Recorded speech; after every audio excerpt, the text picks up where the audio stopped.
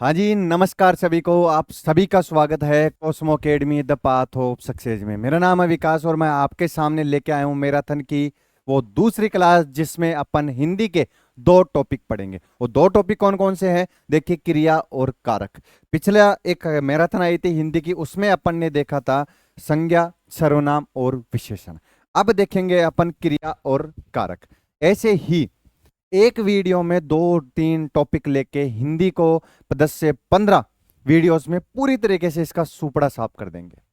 और इसमें क्या करते हैं अपन, एक थोड़ी सी इसकी थ्योरी पढ़ते हैं, उसके बाद में प्रीवियस ईयर क्वेश्चंस प्लस मेरे द्वारा बनाए गए जो एक्सपेक्टेड क्वेश्चंस हैं उनका एक मिलन करवाते हैं और उन्हीं को आपके सामने प्रस्तुत करते हैं। और विश्वास रखिएगा, यही क्वेश्चंस आपके एग्जाम में पूछे जाएंगे। थोड़ा सा बोलने में प्रॉब्लम हो सकती है यार, वो हुआ क्या देखिए। मैं क्या अभी थोड़ी देर पहले भुट्टा खा रहा था और एक भुट्टे का दाना साला जाके मेरे सांस की नली में फंस गया। हाँ, हालांकि निकल तो गया लेकिन वो परेशान जरूर कर रहा है। इसीलिए मैं बोलता हूं कि समस्याएं आती है आपके सामने आपके हित के लिए। उन समस्याओं को लड़ने के लिए आपको मजबूत बनाती है। और ये समस्याएं चाहे आपकी एग्जाम की हो, ये समस्याएं चाहे आपके जीवन की हो। और एक चीज आप भी ध्यान रखना, हर समस्या का समाधान होता है। बिल्कुल, अगर समस्या बनी है तो उस समस्या का समाधान भी बना है। बस जरूरत है उस समाधान को ढूंढने की, ना कि ज्यादा ओवरथिंक करके ज्यादा सोच के उस समस्या में और अंदर जाने की। और अंदर जाने की जरूरत नहीं है, ओवरथिंक करने की जरूरत नहीं है। जरूरत है उस समस्या के समाधान ढूंढने की। अगर आपका सिलेक्शन नहीं हो रहा है तो क्यों नहीं हो रहा है, ये आपको देखना है। कहाँ कमी रह रही है, कौन से कंटेंट में कमी रह रही है, कहाँ पे आपकी मेहनत में कमी रह रही है, वो आपको फाइंड आउट करना है और उसको सोल्व करना है। आज ये परेशान करेगा गला यार, कोई बात नहीं, फिर भी क्लास पूरी लेंगे अपन। तो चलिए, वही है बोलना, मैं यही चाह रहा हूं कि हर समस्या का समाधान है, बस आपको ढूंढना आना चाहिए। और वही समस्या को यहाँ पे क्लियर करने के लिए आपकी जो हिंदी की समस्या है, हिंदी व्याकरण की समस्या है, मुहावरे, लोकोक्तियां, पर्यायवाची, जिनकी समस्या है, सारी समस्याएं ऐसी ही मैराथन क्लासेस में बिल्कुल इजी तरीके से अपन इसका सुपड़ा साफ करेंगे। और आज अपन पढ़ेंगे क्रिया। क्रिया का मतलब होता है काम करना। क्रिया का मतलब होता है काम करना। मैं जैसे आपको पढ़ा रहा हूं तो मैं पढ़ाने की क्रिया कर रहा हूं। यहीं से पूरे क्वेश्चन फाइंड आउट होंगे आपके। देखिए, परिभाषा से ही ऐसे शॉर्टकट जो आपको बताऊंगा कि आप अच्छे से क्वेश्चंस फाइंड कर पाओगे। आइए इसकी परिभाषा देखते हैं। परिभाषा क्या है? क्रिया वह शब्द होता है जो किसी कार्य के होने, किसी कार्य के होने, करने या होने की अवस्था को प्रकट करता है। देखिए, किसी कार्य के होने या करने या होने की अवस्था को प्रकट करता है, वो होती है क्रिया। और क्रिया देखिए उदाहरण कैसे, राम खाता है, सीता गाती है, सूरज उगता है। तो इसमें देखिए खाना, क्या खाना क्या है, राम क्या कर रहा है, खाना खा रहा है, तो खाना खाने की ये क्या कर रहा है, खाना खाने का काम कर रहा है, तो यही क्या है, इसकी क्रिया है। ऐसे आपको आंसर्स निकालने हैं। सीता क्या करती है, सीता गाती है, गाना क्या है, गाना है एक प्रकार की क्रिया। और ये उगता है, सूरज उगता है, डेली उगता है, कहाँ पे, पूर्व दिशा में, तो जो पूर्व दिशा में उगता है वही क्या है, क्रिया। सूरज के उगने की, सूरज की जो उगने की प्रवृत्ति है वही क्रिया है। उस पे काम हो रहा है, किस पे, सूरज उग रहा है। जैसे मैं यहां से यहां चल रहा हूं तो मैं यहां पे 2 कदम रखा तो ये भी क्रिया है। मैंने क्रिया की, काम किया मैंने आगे इधर उधर चलने का, तो ये भी क्रिया है। यहीं पे परिभाषा में समझाया गया है कि किसी कार्य के होने, करने या होने की अवस्था, अगर कार्य होने की अवस्था भी हो रही है, को प्रकट करता है। देखिए, सूरज उगता है, ये अवस्था है कार्य होने की, उगने की अवस्था है, इसीलिए यहां पे क्या है, ये क्रिया का उदाहरण है। उदाहरण मैंने आपको बताया, राम खाता है, खाना क्या है, एक प्रकार की क्रिया है, सीता गाती है और सूरज उगता है। क्रिया के भेद देखते हैं। देखिए, मुख्य रूप से क्रिया के दो भेद होते हैं, सकर्मक क्रिया और अकर्मक क्रिया। यहां से थोड़ा सा नाम में जाके आपको थोड़ा सा समझाता हूं, ये बाद में पढ़ेंगे। देखिए, सकर्मक क्रिया, सकर्मक, यहां पे देखिए स प्लस कर्मक, ऐसे थोड़ा सा इसको तोड़ते हैं अपन। देखिए, स होता है साथ होना, स का मतलब हमेशा होगा यहाँ पे साथ होना। और कर्मक होता है काम या क्रिया, किसी पे काम हो रहा है या किसी पे, अपन लिख सकते हैं यहाँ पे किसी पे क्रिया हो रही है। ठीक है, क्या हो रहा है, या तो काम हो रहा है या क्रिया हो रही है। तो सकर्मक, साथ में क्या हो रहा है, काम और क्रिया हो रही है। और यहीं पे इधर देख सकते हैं अपन, जिस क्रिया को पूरा करने के लिए कर्म की आवश्यकता होती है, और कर्म क्या होता है, एक प्रकार का ऑब्जेक्ट। क्या होता है, एक प्रकार का ऑब्जेक्ट होता है कर्म, मतलब जिसके ऊपर क्रिया होगी वो होता है सकर्मक क्रिया। ठीक है, आवश्यकता होती है। उदाहरण, वह सेब खाता है। सेब क्या है, कर्म है, और कर्म क्या, कर्म में क्या हो रहा है, खाना, मतलब सेब को खा रहा है, तो इसका मतलब है जो खाना है वो जो किसको खा रहा है, सेब को खा रहा है। तो काम किस पे हो रहा है, ये आपको ध्यान रखना है। किस पे काम हो रहा है, सेब पे काम हो रहा है। किसका काम हो रहा है, सेब पे, खाने का काम हो रहा है।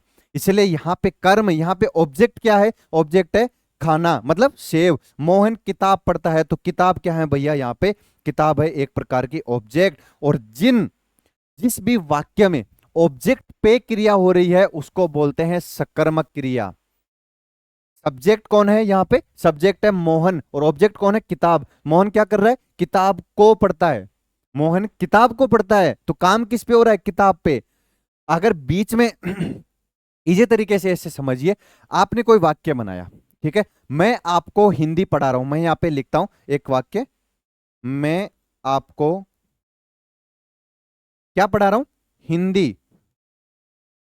हिंदी पढ़ा रहा हूं। ठीक है, ये मैंने वाक्य यहां पे बना लिया है, मैं आपको हिंदी पढ़ा रहा हूं। अब देखिए, मैं आपको पढ़ा रहा हूं, अगर मैं ये बोलता यहां पे कि मैं आपको पढ़ा रहा हूं, ये हिंदी को मैं मान लो गायब कर दिया, एक बार इसको छुपाओ, इसको हिंदी को छुपाओ यहां से, मैं आपको पढ़ा रहा हूं, क्या पढ़ा रहा हूं।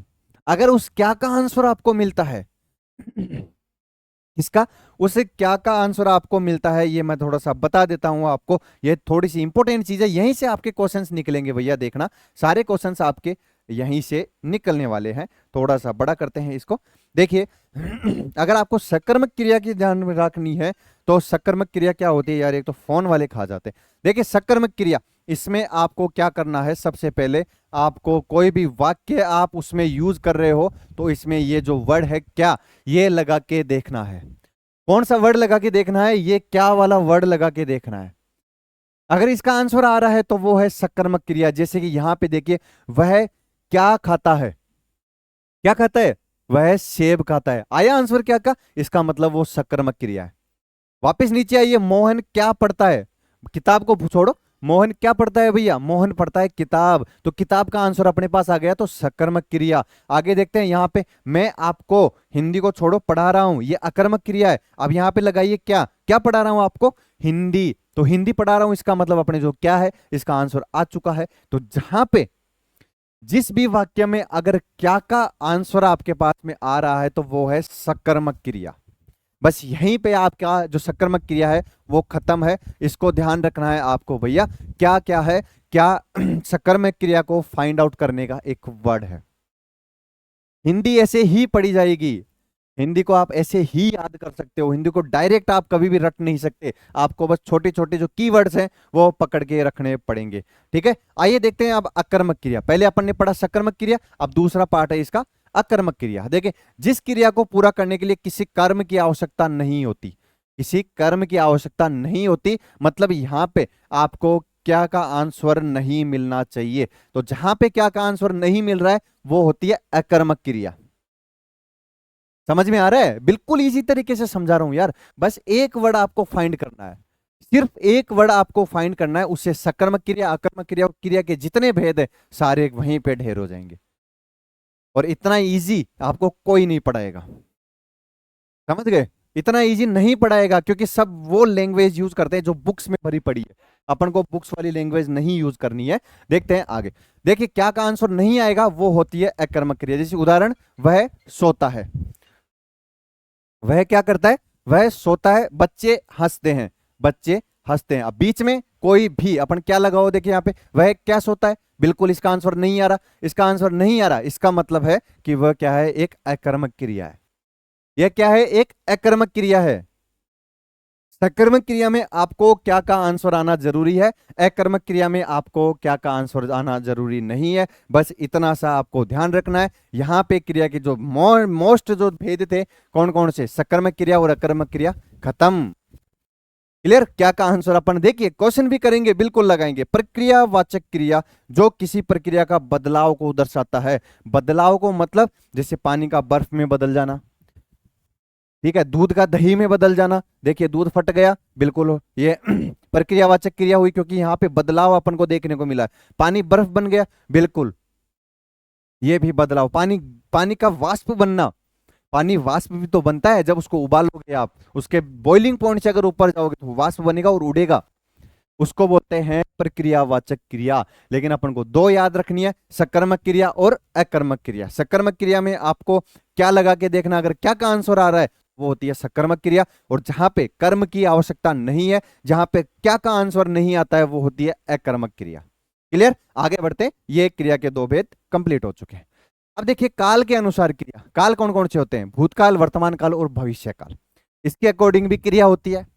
कैसे? जैसे मैं वहां से आया था मतलब मैं भूतकाल में था, उस टाइम भूतकाल में आया था मैं वहां से आ रहा हूं, अभी भी आ रहा हूं मैं, इसका मतलब है कि मैं वर्तमान काल में हूं, और मैं वहां से आऊंगा, मैं वहां से आऊंगा, अभी आया नहीं हूं, मैं आऊंगा, तो वे भविष्य काल है। हो सकता है मैं कल आऊं, हो सकता है मैं 3 दिन बाद आऊं, लेकिन मैं आऊंगा, ये होता है भविष्य काल।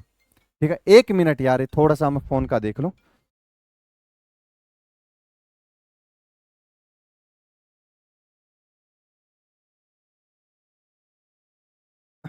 चलिए आ चुके हैं वापस यार, एक तो ये फोन वाले खा जाते हैं। अब भैया हम तो अकेले आदमी, यहाँ पे कोई अटेंडेंट वगैरह नहीं है, खुद ही स्टार्ट करते हैं, खुद ही चालू करते हैं, और फोन वगैरह का आना घर से, जितने भी फोन वगैरह सब खुद अटेंड करते हैं। कोई बड़ी टीम नहीं है हमारी, एक छोटी सी टीम है जिसके माध्यम से आपके सामने हम आते रहते हैं, और आपके जो ज्ञान है खुद का और जो कंटेंट ढूंढा हुआ है वो सब आपके सामने प्रस्तुत करते हैं। पढ़िए, इसी से हमने जॉब ली है, इसी से हमने कई एग्जाम्स क्रैक किए, और इसी से आप भी एग्जाम क्रैक करोगे। बस विश्वास रखिए, शकल सूरत पे, एज पे, इस पे मत जाइए, आपको कंटेंट पे देखना है, कंटेंट क्या मिल रहा है और कौन किस तरीके से पढ़ा रहा है, आपको बस उससे मतलब रखना है। मेरी शक्ल कैसी है, मैं एज में कैसा दिखता हूं, मैं मास्टर लगता भी हूं नहीं लगता, मेन इंपॉर्टेंट वजह और मेन इंपॉर्टेंट जो चीज है वो है आपके समझ में आना। अगर मैं जो पढ़ा रहा हूं वो आपके समझ में आ रहा है, अगर आपके क्वेश्चंस बन रहे हैं तो मेरे से बेस्ट टीचर कोई नहीं है, और अगर नहीं बन रहे हैं तो मेरे से घटिया टीचर कोई नहीं है। बस इतना ही कंसेप्ट आपको रखना है। ठीक है, चलिए बढ़ते हैं, अपना फ्लो नहीं तोड़ते। देखिए काल के अनुसार क्रिया क्या होती है। काल 3 प्रकार के होते हैं, कौन कौन से? वर्तमान काल, भूतकाल और भविष्य काल। अब इनके भी प्रकार होते हैं, इनके भी प्रकार होते हैं, वो अपन क्वेश्चंस में देखेंगे, यहां पे ज्यादा लेंथी नहीं करेंगे वरना आप कंफ्यूज हो जाओगे, कंफ्यूज आ जाओगे भैया। ठीक है, वैसा ही सीन आपके साथ हो सकता है। इनके जो काल है, इनके जो क्या बोलते हैं प्रकार है, वो अपन क्वेश्चंस में देखेंगे, आगे क्वेश्चन कराऊंगा। अभी इसके 30 क्वेश्चन है, करण क्रिया और कारक के भी 30 क्वेश्चन है। चलिए देखते हैं क्या है यहाँ पे। वर्तमान काल, वह पढ़ता है, मैं खाता हूं, ता है, ती है, ते है। क्या होता है, अपन अगर सीधी लैंग्वेज में पढ़े, ता है, इसके बाद में आता है ती है, मैं उल्टा लिख रहा हूं ता है, गया रे यार, ता है, ती है और ते है। ये क्या होता है? ये होता है भैया वर्तमान काल। ठीक है, इसके बाद में अपन देखते हैं भूतकाल, वह पढ़ा, वह खाया, था, थी, थे। अपन बिल्कुल इजी तरीके से पढ़ेंगे, था, थी और थे, बिल्कुल ये होता है अपना भूतकाल। पढ़ेगा, गा, गी, गे, गा इसमें लगा दो, आप क्या लगा सकते हो, गा, गी और गे। ये क्या होता है? ये होता है भविष्य काल। अब इसमें हेतु हेतु मत भूतकाल, इसमें संभाव्य भविष्य काल, इसमें असामान्य अनिश्चित भविष्य काल, ये इनके प्रकार है जो अपन फाइंड आउट करेंगे क्वेश्चन के माध्यम से। बस आपको अभी यही यही देखना है कि वर्तमान काल में पढ़ता है, मैं खाता हूं, ता है, ती है, ते है, जहां पे आता है वो होता है वर्तमान काल। भूतकाल, वह पढ़ा, मतलब था, थी, थे, वह पढ़ा, वह पढ़ता था, यह होता है भूतकाल। वह पढ़ा, यह भी भूतकाल है। मैंने खाया था पीछे, तो यह होता है भूतकाल। ठीक है, भविष्यकाल, वह पढ़ेगा, मैं खाऊंगा, गा, गी, गे, वह तो अभी पढ़ेगा, मैं अभी खाऊंगा, क्लास के बाद में मैं खाना खाऊंगा, यह है भविष्य काल। अब कौन सा भविष्य काल है वो अपन क्वेश्चंस के माध्यम से फाइंड आउट करेंगे। ये दो प्रकार क्रिया के अपने कंप्लीट हो चुके हैं। आगे बढ़ते हैं, आगे देखते हैं अपन रूप के अनुसार क्रिया। रूप के अनुसार धातु रूप, जो इसका मूल रूप होता है उसको अपन धातु रूप बोलते हैं, जैसे खा, जा, लिख, गा। ठीक है गा, इसके बाद में लिख सकते हैं अपन सो, ठीक है। ये होते हैं इसके धातु रूप, मतलब मूल नाम ये होते हैं, और इन्हीं से अपन क्या करते हैं, इन्हीं से अपन क्रिया बनाते हैं। जैसे कि कृदंत रूप मतलब बनाया हुआ रूप, कृदंत रूप का मतलब होता है बनाया हुआ रूप, ये भी आपको ध्यान रखना है। ऐसे भी क्वेश्चन पूछे जा सकते हैं कि निम्न में से जो बनाया हुआ रूप है इसमें धातु रूप क्या है। देखिए, धातु से बने हुए विशेषण या संज्ञा, धातु से बने हुए विशेषण या संज्ञा रूप क्या कहलाते हैं, ये कहलाते हैं कृदंत रूप। और आपको एक चीज ध्यान रखनी है, यहां पे क्रिया से कभी भी सर्वनाम नहीं बनता है, सिर्फ विशेषण और संज्ञा का ही अपन यूज करते हैं, सर्वनाम का क्रिया में यूज नहीं करते हैं, ये आपको ध्यान रखना है। थोड़ा सा साइड का क्वेश्चन है, पूछ सकता है, अगर आपको फंसाना चाहे तो पूछ सकता है। जैसे आरजीएस में अभी जो मेरे जो वकील भाई हैं, जो जज बनने वाले हैं, वो 15 क्वेश्चन उसमें आएंगे, मैं आपको गारंटी देता हूं। ये जो मैं क्लासेस करा रहा हूं ये, और इसके अलावा मैं आपको पीडीएफ प्रोवाइड करवाऊंगा, और ऐसी पीडीएफ प्रोवाइड करवाऊंगा कि आपको जितनी सारी बुक्स आप पढ़ रहे हो उन सारी बुक्स को एक किनारे रख दोगे। बिल्कुल फ्री ऑफ कॉस्ट वो पीडीएफ होगी, और वो मिलेगी आपको टेलीग्राम चैनल पे। ये आपको ज्वाइन करना मस्ट है, टेलीग्राम चैनल पे आपको वो पीडीएफ मिलेगी। इसमें क्या होगा, देखिए जितनी इसमें टोटल हिंदी के कितने दे रखे हैं, टोटल इसमें हिंदी के 32 टॉपिक दे रखे हैं। कितने, 32 टॉपिक, और इन 32 टॉपिक के कम से कम 2000 या 2500 के आसपास क्वेश्चंस है, 2500 प्लस, और इनकी सबकी थ्योरी है। बस ये आपको ध्यान रखना है, ये जो पीडीएफ है ये पीडीएफ आपको टेलीग्राम चैनल पे मिलेगी, इसके अलावा ये पीडीएफ आपको कहीं भी नहीं मिलने वाली, इसलिए ये टेलीग्राम चैनल आपको ज्वाइन करना जरूरी है। ठीक है, बढ़ते हैं आगे। देखिए, रूप के अनुसार होता है धातु रूप, बिल्कुल क्रिया का मूल रूप होता है, जैसे खा जा लिख गा से, ये होता है धातु रूप। इसके बाद में अपन देखते हैं कृदंत रूप, पार्टिसिपल, ये होता है धातु से बने हुए विशेषण या संज्ञा रूप, जैसे खाने वाला, लिखा हुआ, ये होता है बनाया हुआ, ये होता है धातु से बनाया हुआ रूप। ठीक है, अब स्वरूप के आधार पर देखते हैं। देखिए, आप बार बार देखते जाना, मैं क्रिया के अलग अलग टाइप्स आपको बता रहा हूं, अलग अलग टाइप्स क्रिया के आपको बता रहा हूं, और यहीं से क्वेश्चंस पूछे जाएंगे, इन्हीं टाइप से अपन अभी क्वेश्चन सोल्व करेंगे। देखिए, साधारण क्रिया जो मुख्य कार्य को बताती है, मतलब मेन वर्ब, जैसे खा जा पढ़, ये होती है साधारण क्रिया। इसकी होती है सहायक क्रिया, स्वरूप के अंदर जो मुख्य क्रिया के साथ जुड़कर उसका काल, वाच्य आदि बताती है, ये होती है हेल्पिंग वर्ब, मतलब सहायक क्रिया, जैसे है, था, होगा, रही, चुका। जैसे वह खाया होगा, वह जा चुका होगा, वह पढ़ रहा होगा, उदाहरण वह जा रहा है, तो रहा है क्या है इसमें, रहा है इसमें एक हेल्पिंग वर्ब है, ये क्या है, एक सहायक क्रिया है। जबकि जाना क्या है, जाना है इसमें मुख्य क्रिया, इसमें है मेन वर्ब। तो स्वरूप के आधार पर दो प्रकार की होती है, कौन सी, एक तो होती है साधारण क्रिया, एक होती है सहायक क्रिया, दोनों अपन पढ़ चुके हैं। मेरे अकॉर्डिंग ये आपके समझ में आ गया होगा। अब इसकी क्रिया की थोड़ी सी महत्वपूर्ण बातें अपन देखते हैं। देखिए, क्रिया वाक्य का सबसे आवश्यक हिस्सा होता है। क्या क्रिया के बिना आप वाक्य बना सकते हो? नहीं, क्रिया के बिना आप वाक्य नहीं बना सकते। बिना क्रिया के वाक्य का एक उचित जो रूप होता है, एक उचित जो उस वाक्य का क्या होता है, इस उचित वाक्य का मोटो होता है, वो मोटो आप डिसाइड नहीं कर सकते। इसलिए किसी भी वाक्य में क्रिया का होना जरूरी है, ये आपको ध्यान रखना है। यहां से क्वेश्चन अगर पूछ सकता है तो ये पूछ सकता है, क्या क्रिया के बिना वाक्य बनाया जा सकता है? ये आपको बताना है कि क्या क्रिया के बिना वाक्य बनाया जा सकता है या नहीं बनाया जा सकता। आपने यहां पे पढ़ा, क्रिया वाक्य का सबसे आवश्यक हिस्सा होता है।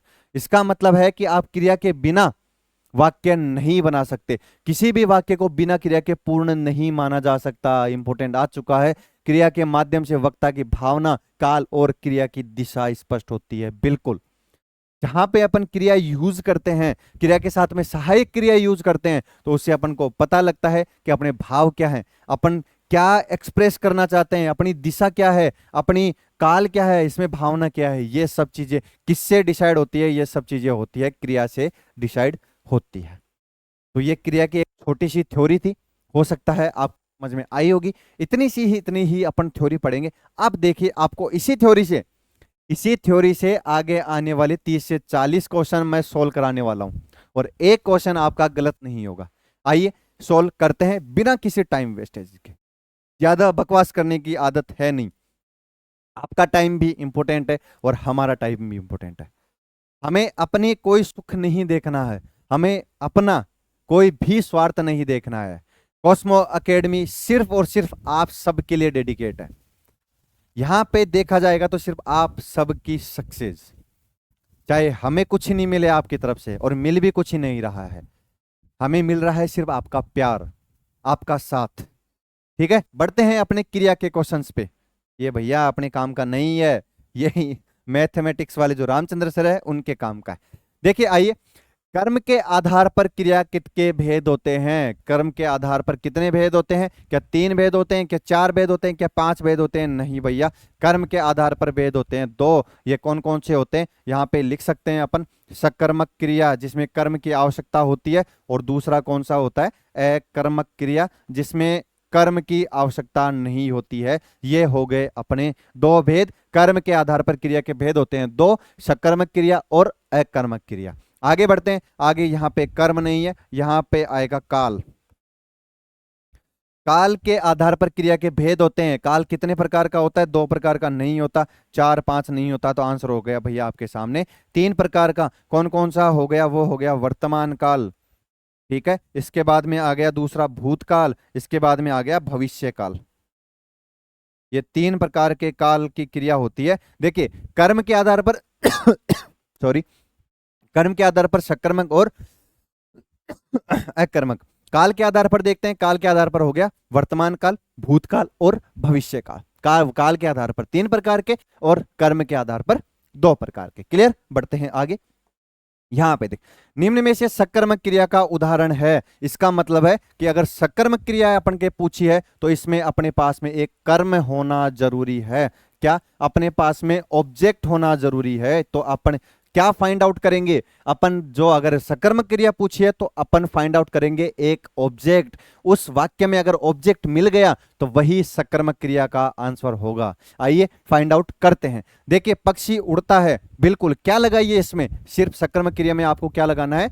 क्या क्या वर्ड लगाइए। देखिए, पक्षी क्या उड़ता है, नहीं आ रहा आंसर, तो इसका मतलब है ये गलत हो चुका। बच्चा क्या रोता है, बिल्कुल गलत हो चुका, क्या का आंसर नहीं आ रहा है। राधा नाचती है, राधा क्या नाचती है, नहीं आ रहा आंसर। यहाँ पे देखिए, बच्चे क्या खेल रहे हैं, बच्चे क्रिकेट खेल रहे हैं। तो अपने पास में क्या हो गया? अपने पास में जो कर्म है वो आ चुका है, तो इसका आंसर होगा सी। आपको ध्यान रखना है। निम्न में से सकर्मक क्रिया का उदाहरण क्या हो गया? सकर्मक क्रिया का उदाहरण हो गया यहाँ पे सी। कैसे अपने फाइंड आउट किया? देखिए, मैंने आपको बताया था सकर्मक क्रिया में आपको सिर्फ क्या वर्ड लगाना है, और अगर क्या का आंसर आता है तो आप उसका आंसर दे पाओगे। देखिए, यहां पे लगाइए पक्षी क्या उड़ता है, क्या आंसर आ रहा है? नहीं आ रहा। पक्षी, बच्चा क्या रोता है, बच्चा क्या रोता है, बच्चा रो रहा है, सिर्फ वो क्रिया कर रहा है, रोने की क्रिया कर रहा है, इसमें कर्म है नहीं है, तो इसका आंसर ये भी नहीं हो सकता। यहां पे देखिए, बच्चे क्या खेल रहे हैं, बच्चे क्रिकेट खेल रहे हैं। क्या खेल रहे हैं बच्चे? बच्चे क्रिकेट खेल रहे हैं, तो इसका आंसर अपने पास में हो जाएगा सी। मतलब अपना जो क्या है उसका आंसर आ चुका है। अब आगे जो क्वेश्चन आ रहा है वो आप तो बोलोगे कि आपने तो सर ये पढ़ा है नहीं, लेकिन मैं इसका बताता हूं। यहाँ पे कुछ जो प्रकार हैं वो अपन क्वेश्चन से ही पढ़ेंगे, वहां पे एक एक्स्ट्रा में या अलग से इनका प्रकार नहीं दिया गया है क्रिया का।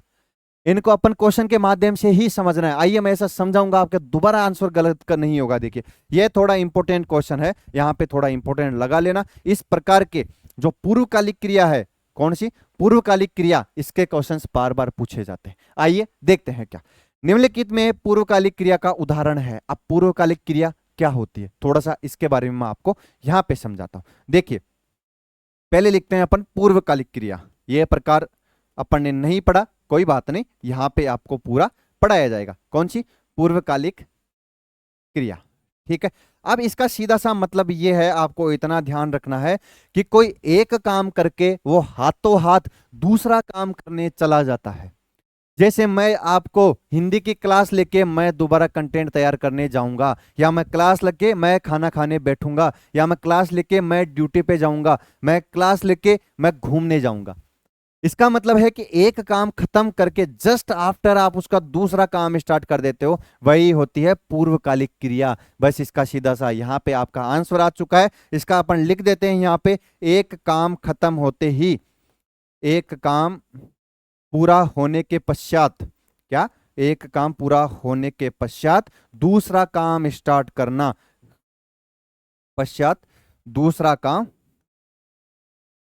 स्टार्ट करना। देखिए एक काम पूरा होते ही शुरू करना, ठीक है, हिंदी में लिख देते हैं यार, शुरू करना, ठीक है। बस इतना सा ही आपको ध्यान रखना है। यहां पे पूर्वकालिक क्रिया का आंसर आ चुका है। एक काम पूरा होने के पश्चात दूसरा काम शुरू कर देना ही क्या कहलाता है, पूर्वकालिक क्रिया करता है। आइए देखते हैं ऑप्शन में। हम पिछले साल जयपुर गए, पिछले साल गए थे, इसका मतलब ये तो भूतकाल हो गया। कौन सा हो गया, भूतकाल हो गया, ठीक है।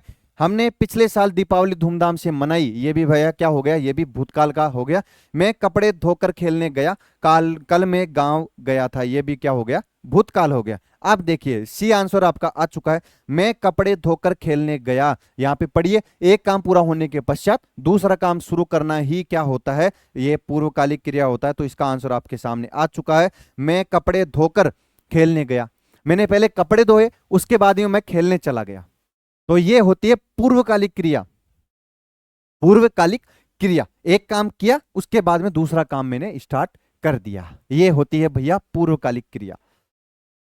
ऐसे क्वेश्चंस आपको बार बार मिलेंगे। ये यहां पे इसको छाप लेना, मैं थोड़ा साइड में होता हूं, इसको छाप लेना, इसको समझ लेना। एक काम पूरा होने के पश्चात दूसरा काम शुरू करना ही पूर्वकालिक क्रिया का उदाहरण है। जैसे कि इसमें सी आंसर आ रहा है, क्या आ रहा है अपना सी आंसर, मैं कपड़े धोकर खेलने गया। पहले मैंने कपड़े धोए, इसके बाद में कपड़े धोने के बाद में मैं खेलने चला गया, ठीक है। थोड़ा मेहनती बंदा है, पहले कपड़े धोता है उसके बाद में खेलने जाता है, मतलब अपना काम खुद करके जा रहा है। ऐसे ही आपको भी अपना काम खुद को करना है, ना मम्मी पापा से कुछ काम करवाना है, ना अपने बीवी बच्चों से।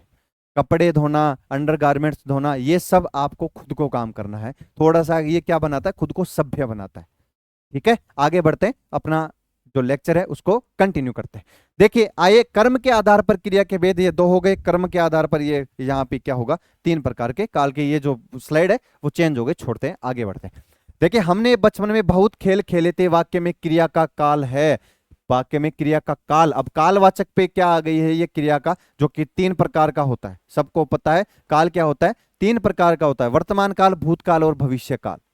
यहाँ पे आपने पहचानना है। हमने बचपन में बहुत खेल खेले थे, बचपन में खेले थे, अब नहीं खेलते हैं। मतलब इसका मतलब है जो खेलने का काम है वो अब बंद हो चुका है। खेलने का काम जो है वो अब बंद हो चुका है, इसका मतलब है ये काम पूर्ण हो चुका है। बस आपको यहाँ पे आपका आंसर आ चुका, ये काम क्या हो चुका है, ये काम यहाँ पे पूर्ण हो चुका है, ठीक है, पूर्ण हो चुका है। इसका मतलब है आसन भूतकाल नहीं। आसन भूतकाल का मतलब होता है कि वो काम भूतकाल में हुआ था और अभी भी हो सकता है या होने वाला है, वो होता है आसन भूतकाल। पूर्ण भूतकाल, सामान्य भूतकाल, संदिग्ध भूतकाल। संदिग्ध भूतकाल का मतलब होता है कि वहां पे कोई संशय रह गया था उस भूतकाल में, संदिग्ध है, ये भूतकाल पूर्ण नहीं है। लेकिन यहां पे क्या लिखा है, हमने बचपन में बहुत खेल खेले थे, इसका मतलब ये काम बंद हो चुका है, मतलब पूर्ण हो चुका है। तो इसका आंसर हो जाएगा पूर्ण भूतकाल। ऐसे ही आपको आंसर निकालने हैं और मैं गारंटी लेता हूं अगर इस टाइप से आप आंसर निकालना सीख गए, आपका एक सिंगल क्वेश्चन गलत नहीं होगा। हिंदी नहीं, किसी भी सब्जेक्ट का आपका क्वेश्चन गलत नहीं होने वाला है। बस आपको ऐसे ही एलिमिनेशन वाला जो थ्योरम है वो अपनाना पड़ेगा। वापिस से आइए, अगले क्वेश्चन में देखते हैं। जिस विकारी शब्द के प्रयोग से हम किसी वस्तु के विषय में कुछ विधान करते हैं उसे कहते हैं, बिल्कुल ये जो विकारी शब्द है, ये विकारी शब्द कौन सा है, ये होता है क्रिया। इसके माध्यम से ही अपन को पता लगता है कौन से काल में अपन बात कर रहे हैं, कौन सी अवस्था में अपन बात कर रहे हैं, कौन सी दशा में अपन बात कर रहे हैं। तो ये जो विकारी शब्द है, ये विकारी शब्द कौन सा हो गया, ये हो गया क्रिया। तो यहाँ पे आंसर देखिए क्या हो जाएगा अपना, क्रिया। जिस विकारी शब्द के प्रयोग से हम किसी वस्तु के विषय में कुछ विधान कर सकते हैं, कोई भी सब्जेक्ट हो, कोई भी विषय हो, उसमें अपन चेंजेस कर सकते हैं, वो वर्ड कौन सा होगा, वो वर्ड होगा क्रिया, ठीक है। आगे बढ़ते हैं, आगे अपने क्वेश्चंस, बहुत सारे क्वेश्चंस अभी अपन को डिस्कस करने हैं। देखिए निम्नलिखित वाक्यों में किस वाक्य में क्रिया अकर्मक नहीं है, यहां पे देखना है भैया। अकर्मक नहीं है, इसका मतलब है कि ये सकर्मक पूछा है। इसमें क्या पूछा है, इसमें सकर्मक पूछा है। तो आपको आंसर क्या निकालना है, आपको आंसर सकर्मक का आंसर निकालना है। अकर्मक नहीं है तो सकर्मक एक तो होगा। देखिए जंगल में हिरन दौड़ रहे हैं, क्या लगाइए, अगर आपको सकर्मक निकालना है तो वही अपना फंडा क्या पे आप आ जाइए। देखिए जंगल में हिरन दौड़ रहे हैं, क्या लगाइए, इसमें आंसर आ रहा है, नहीं आ रहा, बिल्कुल गलत बात। छोटे बच्चे बात बात पर रोते हैं, तो रोने दो भैया, छोटे बच्चे का काम ही रोना है। सुनीता ने अपने पिताजी से फोन करवाया, आलसी बच्चे देर तक सोते हैं। अब ये थोड़ा सा अलग टाइप का क्वेश्चन है, लेकिन इसका आंसर होगा अपने पास में। अपन को देखना है कर्म, क्या देखना है अपन को, कर्म देखना है। और कर्म क्या है इसमें, सी आंसर देखिए आप। सुनीता ने अपने पिताजी से, किससे, पिताजी से, तो पिताजी क्या हो गए इसमें, ऑब्जेक्ट, सुनीता क्या हो गई इसमें, सब्जेक्ट। अपने पास में जहां पे ऑब्जेक्ट होता है वही अपनी सकर्मक क्रिया होती है। यहां पे देखिए जंगल में हिरण, हिरण खुद सब्जेक्ट है, छोटे बच्चे ये सब्जेक्ट आ गए, आलसी बच्चे ये सब्जेक्ट आ गए। लेकिन सी में आप देखिए, सी में जो सुनीता है वो है सब्जेक्ट, और जो अपने पिताजी है वो है यहाँ पे ऑब्जेक्ट। ठीक है, तो अपन को क्या करना है, अपन को कर्म फाइंड करना है, या तो क्या से आ जाए या अपने ऑब्जेक्ट से आ जाए, या तो क्या से आ जाए आंसर या अपने ऑब्जेक्ट से आ जाए। तो ऑब्जेक्ट क्या है इसमें, ऑब्जेक्ट है भैया अपने पिताजी, पिताजी क्या हो गए इसमें, ऑब्जेक्ट। तो इसका आंसर भी अपना सी आंसर हो गया। सुनीता ने अपने पिताजी से फोन करवाया, ये एक सकर्मक क्रिया है। आया समझ में, ऐसे ही समझना है आपको। दोबारा समझाता हूं इसको थोड़ा सा, देखिए किसी भी सकर्मक क्रिया के लिए अपन को कर्म की आवश्यकता होती है। और कर्म क्या होता है, मैंने बताया था आपको, कर्म होता है ऑब्जेक्ट। क्या होता है कर्म, ऑब्जेक्ट। जिस भी वाक्य में आपको ऑब्जेक्ट दिखेगा, यहां पे ऑब्जेक्ट दिखेगा, वही सकर्मक क्रिया है। अब इसमें पूछा है अकर्मक नहीं है, नहीं है मतलब तो सकर्मक होगा। सकर्मक कौन सा होगा, सुनीता ने अपने पिताजी से फोन करवाया। ठीक है, अपने पिताजी से फोन करवाया सुनीता ने कि ये बच्चा मेरे को छेड़ता है लाइब्रेरी में, ये बच्चा पढ़ता नहीं है, ये जज बनने की कगार में है लेकिन बच्चा पढ़ नहीं रहा है।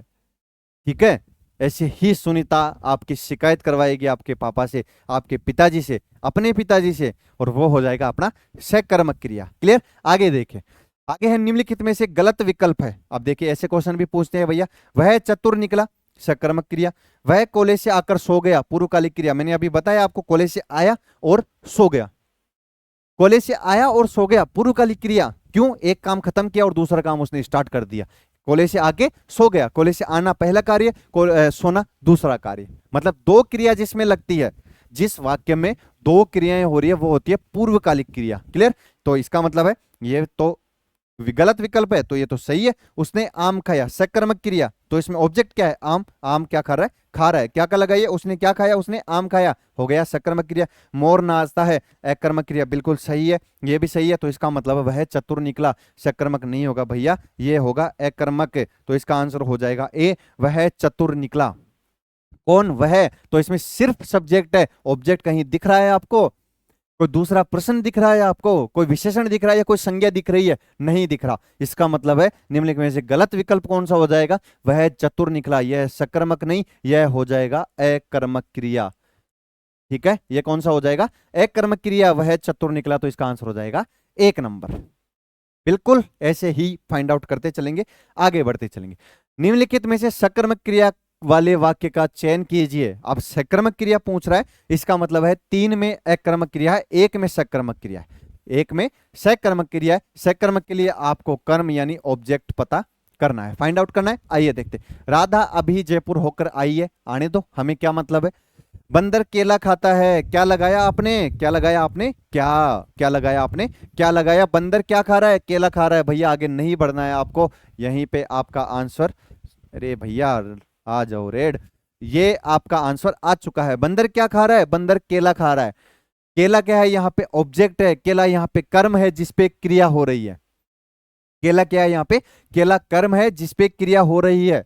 इसका आंसर क्या हो जाएगा, इसका आंसर बंदर केला खाता है। तो सकर्मक क्रिया पूछ रहा है यहाँ पे, तो केला क्या हो जाएगा, ऑब्जेक्ट, और ये इसका सकर्मक क्रिया का सही आंसर आ गया।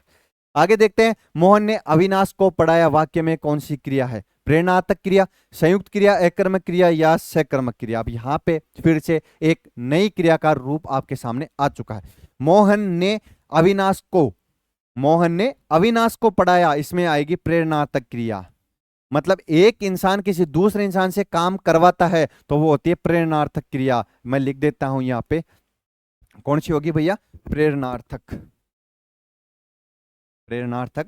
क्रिया। ये लिखते चलना, जो मैं यहाँ पे आपको साइड में जो लिखा रहा हूं ये इंपॉर्टेंट है, यहां से क्वेश्चन पूछे जा सकते हैं। यहां पे ऐसा समझिए, ये कोई एक बंदा है, ठीक है, यहाँ पे ये स्माइल कर रहा है, यहाँ पे दूसरा बंदा है जो थोड़ा सा रूड है।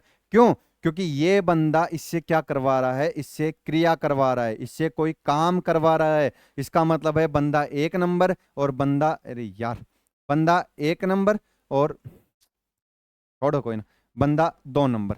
बंदा 1 नंबर और बंदा 2 यहां पे है। तो बंदा एक क्या कर रहा है, इस दूसरे बंदे से क्रिया करवा रहा है, इस दूसरे बंदे से काम करवा रहा है। तो अगर वो जो काम करवाएगा तो वो होता है प्रेरणार्थक क्रिया। सीधा मतलब ये है कि मैं आपको बोल रहा हूं कि आपको ये जो होमवर्क मैं आपको दे रहा हूं, ये होमवर्क आपको करके लाना है। तो मैं आपको प्रेरणा दे रहा हूं, आपको प्रेरणा दे रहा हूं कि ये काम आपको करके लाना है या ये काम आपको करना है। तो ये होती है भैया प्रेरणार्थक क्रिया। इसका मतलब है कोई एक इंसान किसी दूसरे इंसान से कोई काम करवा रहा है, कोई क्रिया करवा रहा है, तो जो क्रिया करवा रहा है वही होती है प्रेरणार्थक क्रिया। तो यहां पे देखते हैं आंसर अपन को आ चुका है। मोहन ने किससे, अविनाश को पढ़ाया, मतलब मोहन ने अविनाश को पढ़ाया। तो अविनाश क्या कर रहा है, यहां पे पढ़ने का काम कर रहा है। अविनाश क्या कर रहा है यहाँ पे, अविनाश पढ़ने का काम कर रहा है। तो इसका मतलब है ये होगी प्रेरणार्थक क्रिया। ये आपको ध्यान रखना है भैया। पूर्वकालिक क्रिया भी अपन ने देखी है और प्रेरणार्थक क्रिया भी अपन ने देखी है। ठीक है, आपने ये भी देखा कि जो काल होते हैं उनमें संदिग्ध काल, वर्तमान क्या बोलते हैं, पूर्णकालिक काल, अपूर्ण काल सब होते हैं। ये सब आंसर अपन करते जाएंगे और यहाँ पे सीखते जाएंगे। आइए आगे बढ़ते हैं। जिस क्रिया का फल कर्म पर न पड़कर कर्ता पर पड़ता है उसे कहते हैं भैया, सीधा सा आंसर हो गया अकर्मक क्रिया। जिसमें सीधा सा मतलब है जिस वाक्य में कर्म है वो होती है सकर्मक क्रिया। सकर्मक अभी समझाया था मैंने आपको। और जिसमें कर्म नहीं है वो होती है अकर्मक क्रिया, अकर्मक क्रिया। ठीक है, तो इसका आंसर अपने पास में आ चुका है कि जिस क्रिया का फल कर्म पर न पड़कर सीधा कर्ता पे पड़ता है, मतलब सीधा सब्जेक्ट पे पड़ता है, तो ये होता है, उसे क्या कहते हैं, उसे अपन कहेंगे अकर्मक क्रिया। क्लियर, आगे बढ़ते हैं। मैं नहा धोकर नाश्ता करूंगा, मैं नहा धोकर इसके बाद में मैं नाश्ता करूंगा, तो इसमें कौन सी हो जाएगी भैया, पूर्वकालिक क्रिया। समझाया था मैंने आपको, इसमें कौन सी क्रिया हो जाएगी, इसमें हो जाएगी पूर्वकालिक क्रिया। एक काम खत्म करके वो दूसरा काम स्टार्ट कर रहा है, तो इसमें हो जाएगी पूर्वकालिक क्रिया। अरे आंसर बिल्कुल, मैं कोई रट के नहीं आया हूं, ये आंसर जिस तरीके से मैं फाइंड आउट कर रहा हूं आंसर, वैसे ही आपको भी फाइंड आउट करने हैं। ऐसे मत समझना कि ये मास्टर तो रट के आया, नहीं भैया, कोई मास्टर रट के नहीं आता है। उस मास्टर को, उसको पकड़, उसकी जो नस होती है ना, बोलते हैं शादी के बाद में लुगाइयां अपने आदमी की एक नस पकड़ती है, हाथ पकड़ने के टाइम में वो उसकी ऐसी नस पकड़ती है जो उसको पूरे जीवन भर पकड़ के रखती है। जो उसकी कमजोर नस होती है उस नस को पकड़ के बैठी रहती है वो। ठीक है, वैसे ही क्रिया की जो नस है, क्रिया का जो मूल है, जो कंसेप्ट है, उस कंसेप्ट को आपको पकड़ के रहना है। ऐसे ही आंसर आप टिका टक का आंसर करोगे। आइए बढ़ते हैं आगे वाले क्वेश्चन पे। निम्नलिखित में से सकर्मक क्रिया किस वाक्य में है। सकर्मक मतलब अपने पास में कर्म होना, ऑब्जेक्ट होना जरूरी है। रामू सदा रोता है, नहीं होगा भैया। हरीश छत पर है, नहीं होगा। माधव सोता है, नहीं होगा। चंदन ने क्या खरीदी, चंदन ने सब्जी खरीदी। आ गया आंसर अपने पास में। चंदन ने क्या खरीदी भैया, चंदन ने सब्जी खरीदी, क्योंकि उसके पास में सब्जी नहीं थी खाने के लिए। सब्जी खरीदी, सब्जी खरीदते ही वो सकर्मक क्रिया हो गया, क्योंकि सब्जी अपने पास में हो गया, ऑब्जेक्ट हो गया। क्लियर, आगे देखते हैं। डाकिया चिट्ठी लाया, वाक्य में क्रिया का कौन सा भेद प्रयुक्त हुआ है। डाकिया क्या लाया, बार बार बोल रहा हूं मैं आपसे, सिर्फ क्या लगाइए आपका आंसर आ जाएगा। डाकिया क्या लाया, क्या लाया भैया, डाकिया चिट्ठी लाया, तो इसका मतलब होता है सकर्मक क्रिया। आपका आंसर पहले ही आ चुका है, डाकिया चिट्ठी लाया, तो अपने पास में सकर्मक क्रिया हो गई। आगे देखते हैं, बढ़ते हैं आगे। किस वाक्य में क्रिया की इच्छार्थवर्ती का प्रयोग हुआ है। बिल्कुल नई चीज आपके सामने आ चुकी है, इच्छार्थवर्ती का प्रयोग हुआ है। पहले ऑप्शंस देखिए। संभवतः वह शाम तक लौट आएगा, तो अपन क्या करें, डाकिया चिट्ठी क्यों नहीं लाया भैया, बीच में अटक गया होगा अपनी प्रेमिका के पास। ईश्वर सबका कल्याण करे, ये नई चीज आप देख पा रहे हो यहाँ पे, श्याम विद्यालय चला गया, तो इसका आंसर यही हो जाएगा, ईश्वर सबका कल्याण करे। अब इच्छार्थवर्ती मैं आपको बताता हूं ये क्या होती है। यहां पे देखिए, अपने मन से जो भाव निकलते हैं, यहां पे लिखता हूं मैं, यहां पे देखिए, मन से भाव निकलना, मन से भाव निकलना ही इच्छार्थवर्ती होती है। मतलब ये आपकी इच्छा कर रही है, ये आपका इच्छा है कि इसके पूरे संसार का क्या हो, कल्याण हो। आपकी इच्छा हो रही है, आप अपनी प्रेमिका को बोल रहे हो कि मेरे को आपसे मिलने की इच्छा हो रही है, ये प्रेरणार्थक क्रिया है। आप अपनी प्रेमिका को बोल रहे हो कि आप अच्छे तरीके से रहना, ये प्रेरणार्थक क्रिया है। मतलब अपने मन से कोई भाव का उत्पन्न होना ही प्रेरणार्थक क्रिया होती है। आप बोल रहे हो, मैं आपको बोलता हूं कि आपका सबका कल्याण हो, आपकी सबकी नौकरी लग जाए, आप सब अपने सपनों को साकार कर पाए, ये होती है मेरी इच्छा है। मेरी इच्छा है कि मेरे साथ में जो पढ़ रहा है, मेरे से जो पढ़ रहा है, वो सब सक्सेस हो जाए, और सब सक्सेस होना ये मेरी इच्छा है। तो मैं इच्छार्थ पूर्ण क्रिया क्या होती है आपके सामने आ चुकी है। ईश्वर सबका कल्याण करे, मतलब मन से जो भाव निकलते हैं वही इच्छार्थपूर्ण क्रिया होती है। पूर्वकालिक क्रिया भी अपन ने पढ़ी, इच्छार्थपूर्ण भी अपन पढ़ रहे हैं, और इससे पहले एक और पढ़ी थी, नाम थोड़ा स्लिप हो रहा है, वो भी आपने पढ़ी। अब दोबारा आएगी तब देखते हैं। किस वाक्य में हेतु हेतु मद भूतकाल, या आ गया भैया, थोड़ा सा इंपोर्टेंट लगाना इसको। ये जो हेतु हेतु मद भूतकाल है, इसके बारे में थोड़ा सा देखते हैं। यहां पे मैं लिखता हूं आपके सामने, हेतु हेतु मद भूतकाल। पढ़ते हैं क्या होता है। हेतु हेतु, ओहो हेतु, हेतु हेतु मद भूतकाल, इससे तो पूरा गाना बन सकता है। हेतु हेतु, ओहो हेतु हेतु बन सकता है, लेकिन नहीं बनाएंगे। आइए पढ़ते हैं। हेतु हेतु मद भूतकाल क्या होता है। इसका मतलब होता है कि जो काश वर्ड, बिल्कुल ये जो काश होता है ना, काश, ये इसी का कारण होता है हेतु हेतु मद भूतकाल। मतलब जैसे 1 महीने पहले मेरा एक्सीडेंट हुआ था, ये वाली जो बोन है ये पूरी तरीके से चकनाचूर हो गई थी, फिलहाल ठीक है। देखते हैं अब क्या है इसमें काश। अब मैं जैसा मेरा एक्सीडेंट हुआ, मैं घर पे बताया तो मम्मी पापा आपको पता है कितने सेंसिटिव होते हैं। मम्मी बोली काश मेरे बेटे की नाइट शिफ्ट नहीं होती तो आज ये एक्सीडेंट नहीं होता। आया समझ में।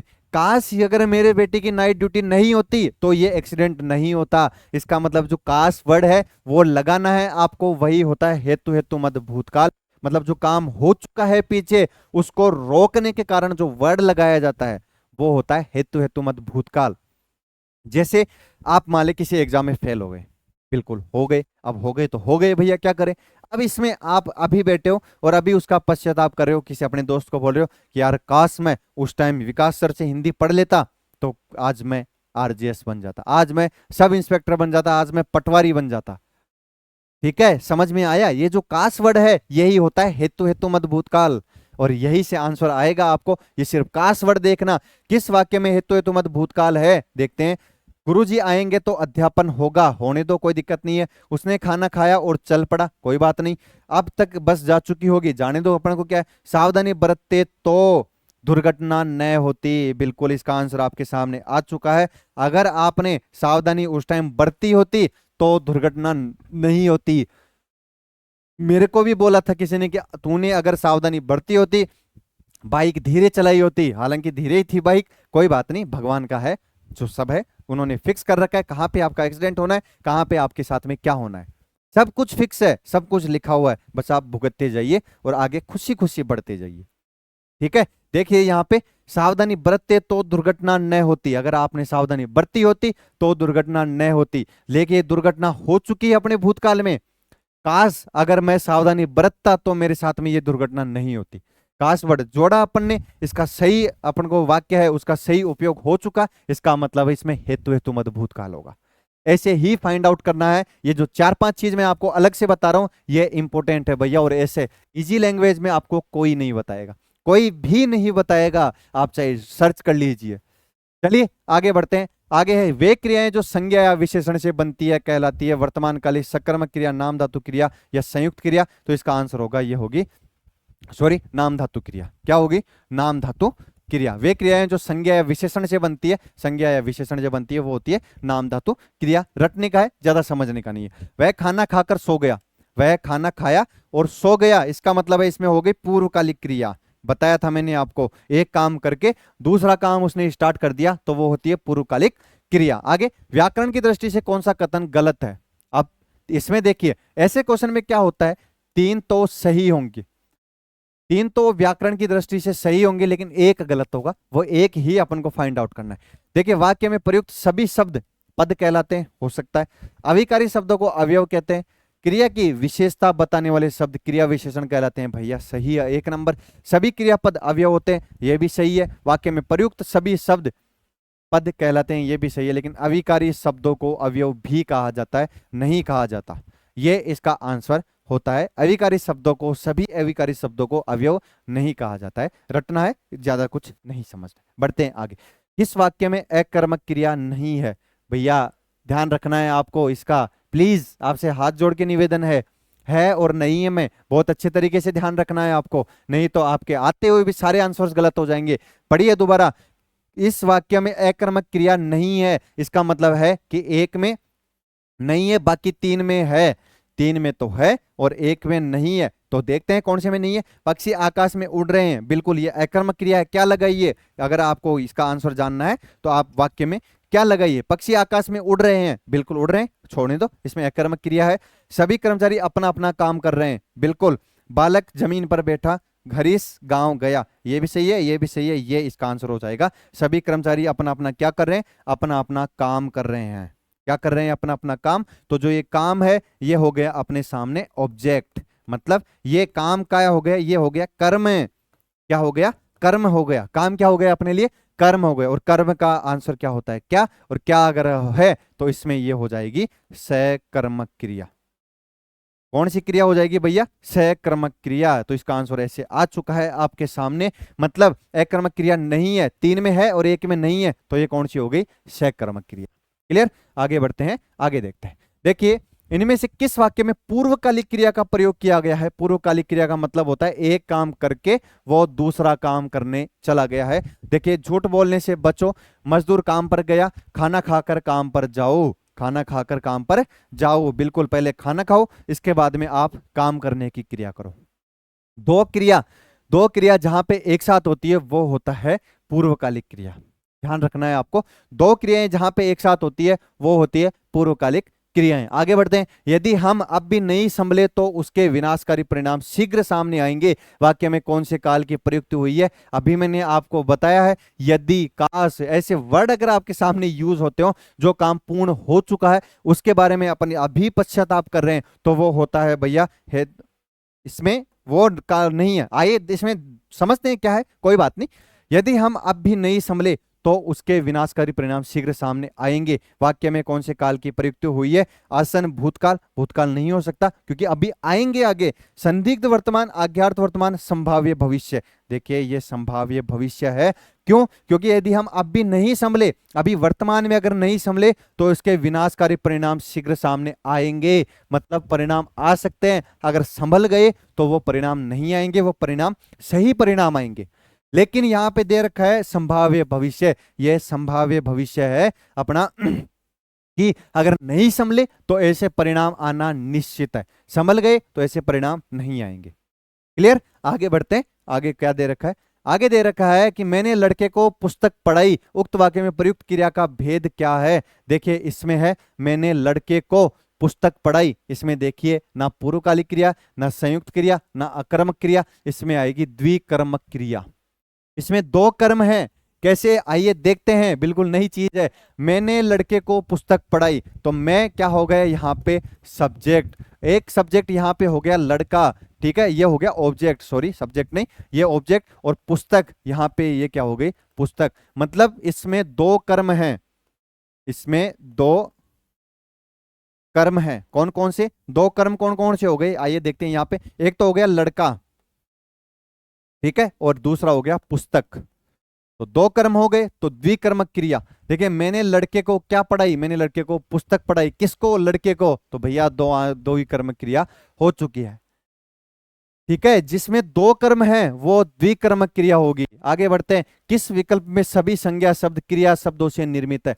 सभी संज्ञा शब्द क्रिया शब्दों से निर्मित है। देखिए पूजा, जवानी, जवानी कोई क्रिया थोड़ी है, नहीं है। मिठास, चुनाव, मिठास एक भाव है, नहीं है। शिक्षा और अच्छाई, भूल और हंसी, अच्छाई क्या है, ये भी एक भाव है, यह आपका गुण है। लेकिन भूल और हंसी ये क्या है, हंसना और भूलना, ये एक प्रकार की क्रिया है। तो इसका आंसर हो जाएगा डी, यानी कि इसमें संज्ञा शब्द क्रिया शब्दों से निर्मित कौन कौन से हैं, एक तो हो गया भूल और एक हो गया हंसी। ठीक है, बढ़ते हैं भैया आगे। आगे है किस वाक्य में क्रिया अकर्मक रूप में प्रयुक्त हुई है, जिसमें कर्म नहीं है, मतलब अकर्मक रूप में प्रयुक्त हुई है। इसका मतलब है तीन होंगी वो होंगी सकर्मक और एक होगा अकर्मक। आइए फाइंड आउट करते हैं। मंदारी भालू को नचाता है। किसको नचाता है? भालू को। माँ पुत्र को समझाती है। बच्चों ने बहुत सुंदर चित्र बनाए। क्या बनाए? चित्र बनाए। तो इसमें सकर्मक क्रिया। वह बिना बात ही हंस रही है।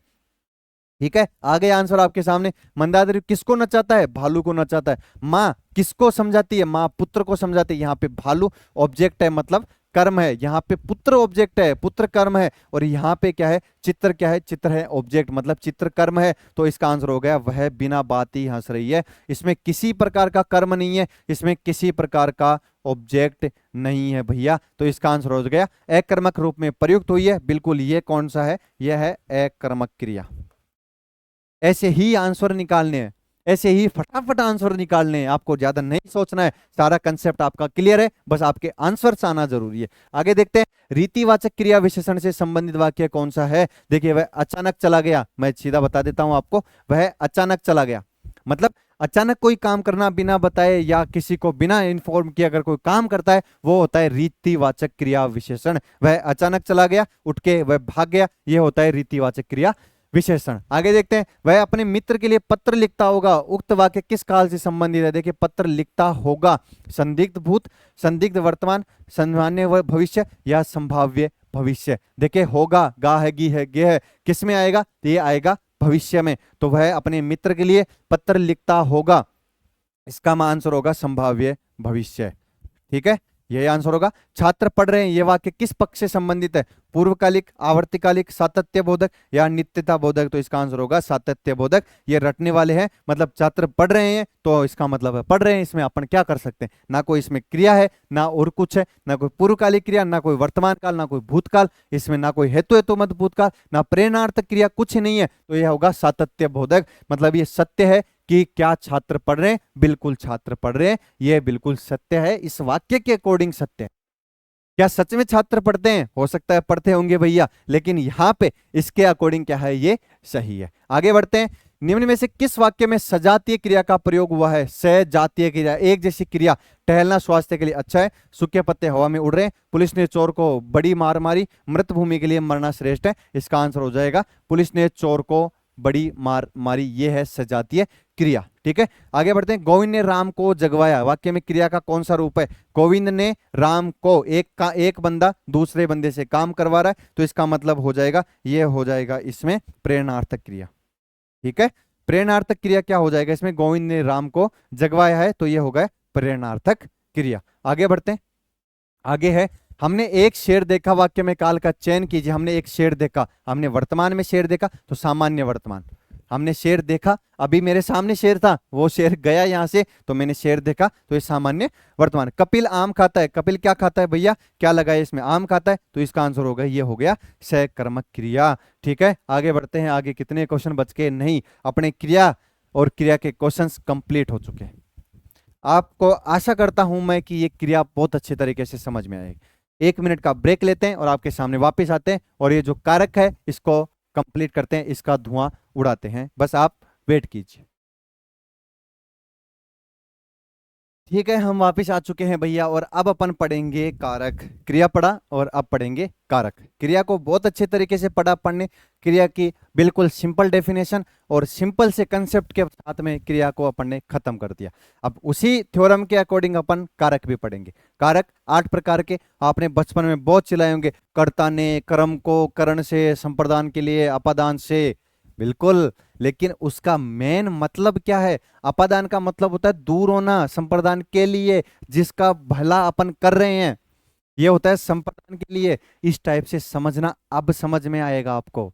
उस टाइम क्यों चिल्लाते थे अपन, वो जो चिल्लाना है वो अब आपको यहाँ पे देखना है। आइए देखते हैं कारक क्या होते हैं। कारक की परिभाषा देखते हैं सबसे पहले। कारक वह व्याकरणिक पद या शब्द है जो संज्ञा, सर्वनाम और क्रिया के संबंध को दर्शाता है। इतना ये डीप लैंग्वेज अपन को नहीं यूज करनी है, सीधा सा मतलब है कि कोई संबंध दर्शाता है किसी वाक्य में, किसी भी प्रकार का संबंध दर्शा रहा है किसी दूसरे ऑब्जेक्ट से या सब्जेक्ट से, वो होता है कारक। बस इतना आपको याद रखना है। आगे क्या है? सरल शब्दों में वाक्य में संज्ञा, सर्वनाम का क्रिया से जो संबंध होता है उसे ही क्या करते हैं? कारक कहते हैं। आपका आंसर आ चुका है भैया। संज्ञा या सर्वनाम का क्रिया से जो संबंध होता है, किससे? क्रिया से जो संबंध होता है वो होता है कारक कहलाते हैं। यहाँ पे देखिए कारक शब्द का अर्थ होता है कार्य करने वाला या कर्म में भाग लेने वाला, या तो कार्य करेगा या कर्म में भाग लेगा। कैसे लेगा अभी अपन आगे देखेंगे, ऑप्शंस भी देखेंगे, क्वेश्चंस भी देखेंगे और उनके आंसर भी देखेंगे। आइए इसके प्रकार देखते हैं। बिल्कुल ये वो चीज है जो बचपना याद दिलाता है। आपने 9th-10th में बहुत चिल्लाया होगा, कर्ता ने, कर्म को, करण से, संप्रदान के लिए को, अपादान से, अधिकरण में पे पर, इसमें पे भी लगा लीजिए आप यहाँ पे, में पे पर, संबंध का के की, संबोधन हे, अरे ओ राम, अरे ओ भैया, अरे ओ पूजली इस टाइप से आप चिल्लाते हो ना, ये होता है संबोधन कारक। ठीक है, ये देखिए हिंदी में 8 मुख्य कारक होते हैं। किसके? कारक के 8 प्रकार होते हैं। कर्ता ने, कर्ता ने क्या किया? राम ने। अब यहां पे समझिए थोड़ा, यहीं से पूरा कंसेप्ट क्लियर कर देता हूं मैं आपका। देखिए कर्ता ने, किसने? राम ने पढ़ा। किसने क्रिया की? राम ने। तो इसका मतलब हो गया, ये हो गया अपना कर्ता। ठीक है, कर्ता कौन है यहाँ पे? राम करता है। आगे देखिए यहाँ पे कर्म कारक को, किसको? दूसरे को। सीता ने किताब को पढ़ा, ये तो हो गया। देखिए सीता क्या हो गई इसमें? कर्ता। सीता ने किताब को, किसको? किताब को पढ़ा, तो किताब क्या हो गया भैया? यहाँ पे कर्म है, मतलब जिसका प्रभाव अपन कर्ता पे पड़ता है या जो कर्ता काम कर रहा है उसको अपन कर्म कहते हैं। कर्ता मतलब सीता करता है और सीता ने किताब को पढ़ा। किसको पढ़ा? किताब को। तो किताब क्या है? यहाँ पे कर्म है। सीता किताब को पढ़ने का कर्म कर रही है, इसलिए ये तय क्या है? किताब को। यहां से आपको समझना है कि सीता करता है और सीता ने किताब को पढ़ा, तो किताब क्या होगी? कर्म हो गया। ऐसे ही आपको फाइंड आउट करना है। आगे देखते हैं, करण कारक से, वह चाकू से काटता है। किससे काटता है? चाकू से काटता है। तो यहाँ पे चाकू क्या हो गया? यहाँ पे चाकू करण हो गया। करण कारक क्या होता है? देखिए कोई साधन होता है, कोई साधन होता है जिसके माध्यम से अपन काम करते हैं। जैसे कि यहां पे क्या लिखा है? करण से, वह चाकू से काटता है। जैसे मैं इस स्टाइल से लिखता हूं, आप पेन से लिखते हो, तो पेन क्या हो गया? पेन आपका करण हो गया। मतलब एक ऐसा साधन जिसके माध्यम से क्रिया कर रहे हो। आप बाइक से जा रहे हो, मतलब जो बाइक है वो आपका करण कारक है, वो एक साधन है। आप स्कूटी से जा रहे हो, ठीक है, आप पेन से लिख रहे हो, आप चश्मे के माध्यम से देख पा रहे हो, तो जो साधन होता है वही साधन अपना करण कारक कहलाता है। ये आपको ध्यान रखना है भैया। क्या कहलाता है? करण कारक कहलाता है। संप्रदान के लिए या को, जैसे मैंने राम के लिए पुस्तक खरीदी, मैंने किसके लिए? मैंने राम के लिए पुस्तक खरीदी, तो मैं तो हो गया यहाँ पे कर्ता। और के लिए, किसके लिए? राम के लिए। तो यहाँ पे राम का मैं क्या कर रहा हूं? राम का मैं क्या कर रहा हूं? भाव, अरे यार उसको क्या बोलते हैं? राम का मैं, अरे यार माइंड से स्लिप हो गया, बताओ इतनी जल्दी माइंड से स्लिप। हाँ आ गई है यार, मैं राम का भला कर रहा हूं। क्या कर रहा हूं भैया? मैं राम का भला कर रहा हूं। क्या कर रहा हूं? राम का भला कर रहा हूं। क्या करके? राम के लिए किताब खरीद के। तो जो संप्रदान कारक है वो होता है किसी दूसरे का भला करना। ये जो मैं वर्ड लिख रहा हूं यहाँ पे, ये यहां से आपके आंसर आएंगे भैया, इसको आप अलग मत समझना। जैसे करण कारक का मैंने साधन लिखा है और संप्रदान कारक में लिख रहा हूं भला करना, किसी दूसरे का भला करना। जैसे मैं आपके लिए पीडीएफ तैयार कर रहा हूं, तो मैं आपके लिए पीडीएफ तैयार कर रहा हूं, मैं आपका भला कर रहा हूं यहाँ पे। संप्रदान के लिए, संप्रदान के लिए, तो आपके लिए, आप क्या हो गए? आप यहाँ पे संप्रदान कारक हो गए। ऐसे समझिए इसको, बिल्कुल इजी तरीके से समझिए।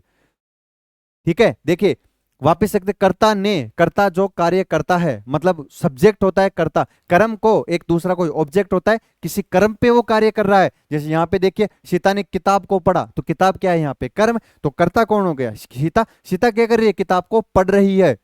तो पढ़ना क्या हो गया? उसका एक कर्म हो गया, कर्म कारक हो चुका अपना। करण कारक साधन, मतलब से, करण से, जैसे यहाँ पे लिखा है वह चाकू से काटता है।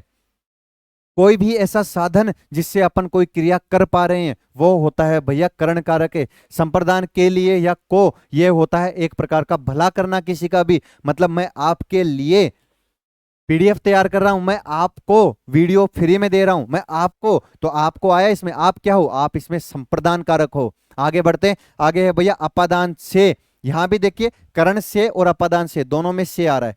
आ रहा है ना से, यहाँ पे भी से, यहाँ पे भी से, लेकिन इनमें डिफरेंस समझना है आपको। करण कारक क्या होता है, ये एक साधन का से है, और जबकि अपादान कारक होता है, ये होता है दूरी का से, दूरी का भाव उत्पन्न करता है। कौन सा, अपादान कारक।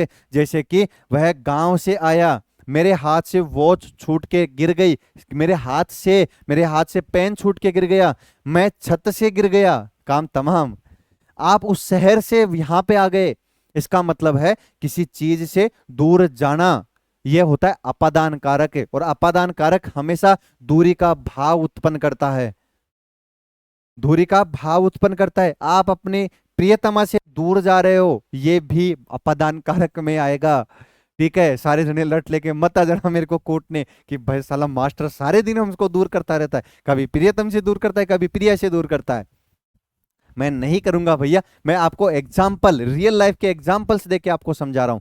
देखिए अपादान कारक आप यहाँ पे समझ चुके हो, अपादान कारक दूरी का भाव उत्पन्न करता है, मतलब से वह गांव से आया है। अब यहाँ पे देखिए अधिकरण में पे पर, बच्चा बिस्तर पर सो रहा है, मैं पे पर, मैं फर्श पे खड़ा होके पढ़ा रहा हूं, मैं छत पे हूं।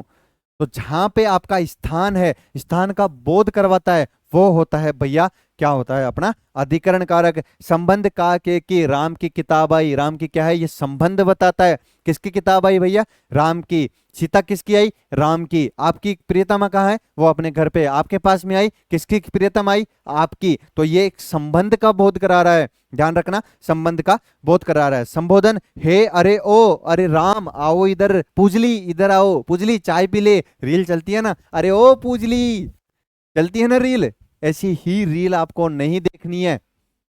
बस उसमें अगर देखो तो उसमें भी आप निकालो कि कारक कौन सा है, इसमें हो गया भैया संबोधन कारक है। क्या हो गया इसमें, संबोधन कारक है। क्लियर, आगे बढ़ते हैं, आगे देखते हैं क्या है इसमें। देखिए कर्ता कारक, अब इनको सबको डिस्क्राइब करते हैं, थोड़ा थोड़ा मैं से बता चुका हूं आपको, इतना पढ़ने की जरूरत नहीं है।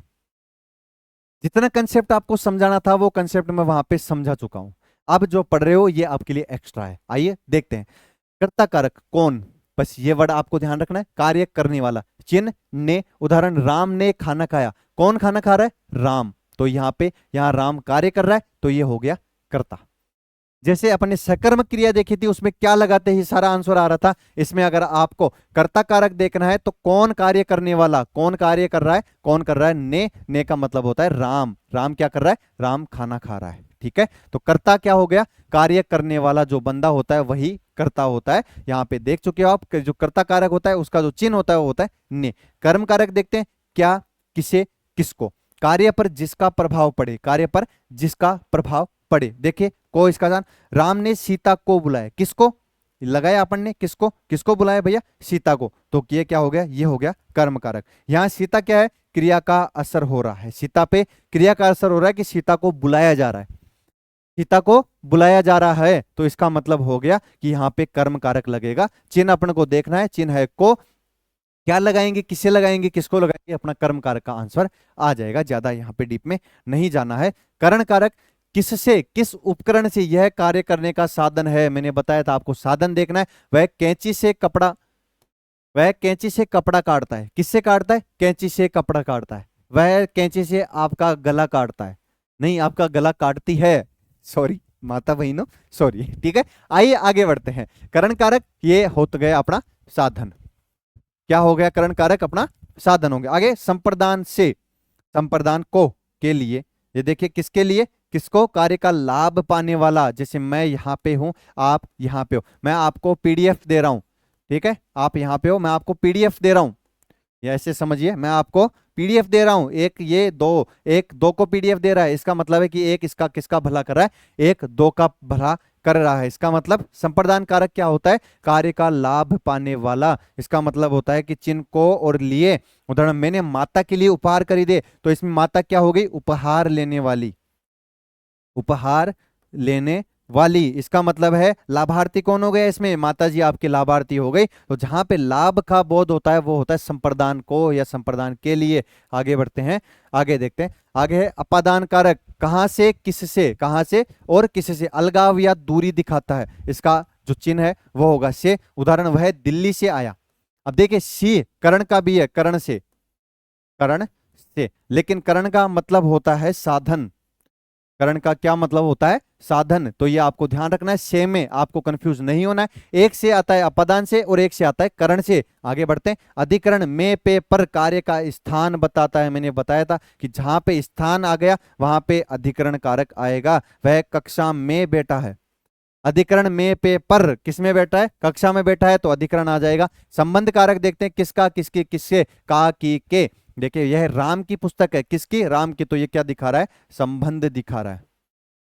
ठीक है, तो संबंध दिखा रहा है तो संबंध कारक होगा। संबोधन कारक किसे पुकारा जा रहा है? हे अरे ओ, हे मित्र सुनो, ये क्या हो गया? संबोधन कारक। हे अरे ओ, मैं आपको पुकार रहा हूं कि अरे ओ भैयो आप सारे आ जाओ और पढ़ाई कर लो, ये होता है संबोधन कारक।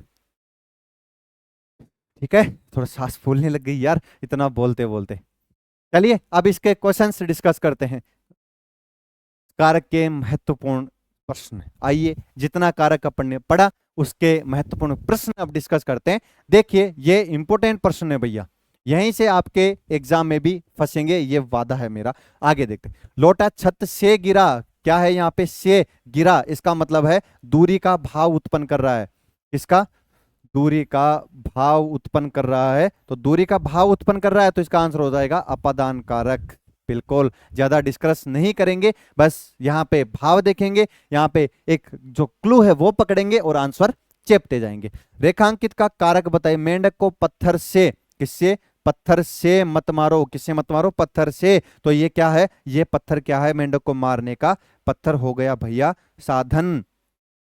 पत्थर क्या हो गया? पत्थर यहाँ पे साधन हो गया। और तो साधन किस में आता है? साधन आता है करण कारक में। किसमें आता है? करण कारक में आता है साधन। मतलब मेंढक को पत्थर से मत मारो, तो पत्थर क्या हो गया? यहाँ पे साधन हो गया, किसको? मेंढक को मारने का। तो जहां पे साधन आता है वही करण कारक हो जाता है। आगे बढ़ते हैं। किस क्रम में संप्रदान कारक का सही प्रयोग हुआ है? कर्ता ने क्रम को संप्रदान के लिए या को। संप्रदान का मतलब होता है यहाँ पे किसी का भला होना या भला करना। बस इससे आपका आंसर आ जाएगा। देखिए बच्चों के लिए मिठाई लाओ, हाथ से घड़ी गिर गई, हाथ से घड़ी दूरी हो गया, ये तो हो गया अपादान। क्या हो गया भैया? ये अपादान। हिमालय से नदी निकलती है, हिमालय से नदी निकलती है, दूर जा रही है, यहां पे भी अपादान। आसमान का रंग नीला है, तो अपन क्या करें? नीला है, तो किसके लिए? बच्चों के लिए। किसके लिए? बच्चों, संप्रदान के लिए। मतलब बच्चों के लिए क्या लाई जा रही है? बच्चों के लिए मिठाई लाई जा रही है। और बच्चों को अगर मिठाई मिल जाती है तो ये उनका भला होता है, सबसे बड़ा भला यही होता है। तो बच्चों के लिए मिठाई लाओ, ये संप्रदान कारक का सही प्रयोग हुआ है। इसमें भला करना, अपना जो भाव है वो अपन को मिल रहा है। ठीक है, आगे देखते हैं। क्रिया का प्रभाव या फल जिस संज्ञा सर्वनाम पर पड़ता है उसे कौन सा कारक कहते हैं? क्रिया का प्रभाव या फल किस पे पड़ता है? देखिए कर्ता पे पड़ता है। किस पे पड़ता है? कर्ता पे पड़ता है। और नहीं, कर्ता पे नहीं पड़ता भैया, कर्म पे पड़ता है, उसको बोलते हैं अपन कर्म कारक। कर्ता ने कर्म को, कर्ता ने कर्म को, जो क्रिया की जा रही है वो किस पे की जा रही है? वो कर्म पे की जा रही है। किस पे की जा रही है? कर्म पे की जा रही है। तो इसका आंसर हो जाएगा भैया कर्म कारक। क्रिया का प्रभाव या फल जिस संज्ञा सर्वनाम पर पड़ता है उसे कौन सा कारक कहा जाता है? उसे कहा जाता है कर्म कारक। क्लियर? ऐसे ही क्लू ढूंढ ढूंढ के, ऐसे ही जो सारे अपन मैंने आपको बताए, जो शॉर्टकट्स बताए हैं आपको, वो ढूंढिए और आंसर करिए। आगे बढ़ते हैं। आगे है अपना, किस वाक्य में कर्म कारक है? कर्ता ने कर्म को, किसको? कर्म को। अब कर्म कारक अपन देखते हैं। छात्र छत पर बैठे हैं, तो ये क्या हो गया? ये अपन को आपको बताना है। लड़का पत्थर फेंकता है, यह गोपाल की पुस्तक है। मजदूर थककर सो गया, तो ये काम किस पे हो रहा है? काम हो रहा है भैया मजदूर पर। मतलब मजदूर को थकान हो गई और वो सो गया। इसमें आंसर, आपका जो आंसर है वो आ जाएगा मजदूर थककर सो गया। मतलब डी आंसर आपके सामने आ चुका है। छात्र छत पर बैठे हैं, और बैठे हैं तो बैठे रहने दो, पढ़ रहे हैं तो पढ़ने दो। आप भी छत पे पढ़िए। सर्दियों में पढ़ाई होगी वो छत पे ही होगी, ना लाइब्रेरी में होगी ना अपने घर में होगी। ठीक है, आगे बढ़ते हैं।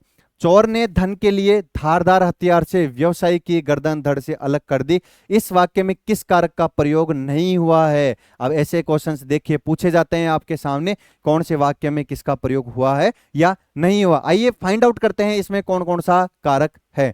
देखिए, चोर ने धन के लिए, किसके लिए? धन के लिए। धारदार हथियार से व्यवसायी की गर्दन धड़ से अलग कर दी। किससे? धारदार हथियार से। हथियार क्या होगा? यहाँ पे करण कारक। ये एक क्या है, साधन है। गर्दन धड़ से अलग कर दी, अलग का भाव उत्पन्न हो रहा है, तो ये हो गया अपादान कारक है। कौन सा हो गया भैया, अपादान कारक। अब आइए यहां पे देखते हैं, अधिकरण में पे पर। देखिए जो अधिकरण है वो हो गया छात्र छत पर बैठे हैं। इसमें कोई भी ऐसा जो वाक्य है या ऐसा शब्द नहीं दिया गया है जो अधिकरण कारक का बोध कराए अपन को, तो इसका आंसर हो गया, क्या हो गया इसका आंसर, अधिकरण कारक। चोर ने धन के लिए संबंध का के की, किसके लिए, धन के लिए, इसमें संबंध आ रहा है धन का, धारदार हथियार से, इसमें साधन का बोध हो रहा है, जिसमें साधन होता है करण कारक, और गर्दन धड़ से अलग कर दी मतलब दूरी का बोध हो रहा है, तो ये हो गया अपादान कारक। यहाँ पे सारी चीजें अपन को सही है, सिर्फ अधिकरण जो कारक है वो यहाँ पे नहीं है, तो इसका आंसर हो जाएगा, इस वाक्य में अधिकरण कारक का प्रयोग नहीं किया गया है। आगे बढ़ते हैं, देखते हैं अपना अगला क्वेश्चन। किस वाक्य में करण कारक का प्रयोग किया गया है। देखिए करण का मतलब होता है यहाँ पे कर्ता ने कर्म को करण से, करण का मतलब सीधा सा होता है साधन, साधन का जहां पे बोध होता है वो होता है करण कारक। आइए देखते हैं, बालक पुस्तक पढ़ रहा है, सोहन जयपुर गया, किसान दिन रात मेहनत करता है, हम नाक से सांस लेते हैं। आ गया भैया अपना, अपन किससे सांस लेते हैं, अपन नाक से सांस लेते हैं। नाक क्या है, एक सांस लेने का साधन है। क्या है, नाक, नाक सांस लेने का साधन है। तो इसका आंसर अपने पास में क्या हो जाएगा, डी आंसर, हम नाक से सांस लेते हैं, इसका मतलब ये साधन है अपना। तो इसका मतलब अगर साधन जहां पे बोध हो रहा है वो होगा करण कारक है। आगे बढ़ते हैं अपने अगले क्वेश्चन पे।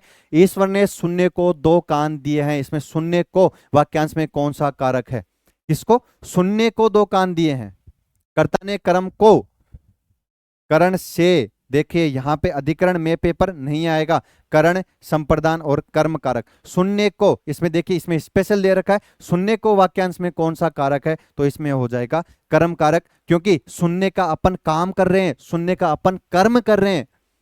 अगर इसमें करण कारक भी हो सकता था, क्योंकि शून्य को दो कान दिए हैं, कान का अगर पूछते तो कान क्या है, शून्य का एक साधन है। कान का है भैया, कान है शून्य का साधन। अगर कान के बारे में पूछा होता तो यहाँ पे करण कारक होता, लेकिन यहाँ पे पूछा है कि शून्य को, तो शून्य को वाक्यांश में कौन सा कारक होगा, तो इसमें कर्म कारक होगा, क्योंकि अपन शून्य का इसमें भाव उत्पन्न हो रहा है, इसमें कर्म करने का भाव उत्पन्न हो रहा है। कौन सा भाव, कर्म करने का, मतलब सुनना क्या है, एक कर्म है। मैं आपके सामने बड़बड़ा रहा हूं, आप सुन रहे हो, ये आपका कर्म है सुनना, इसलिए इसमें कर्म कारक आएगा।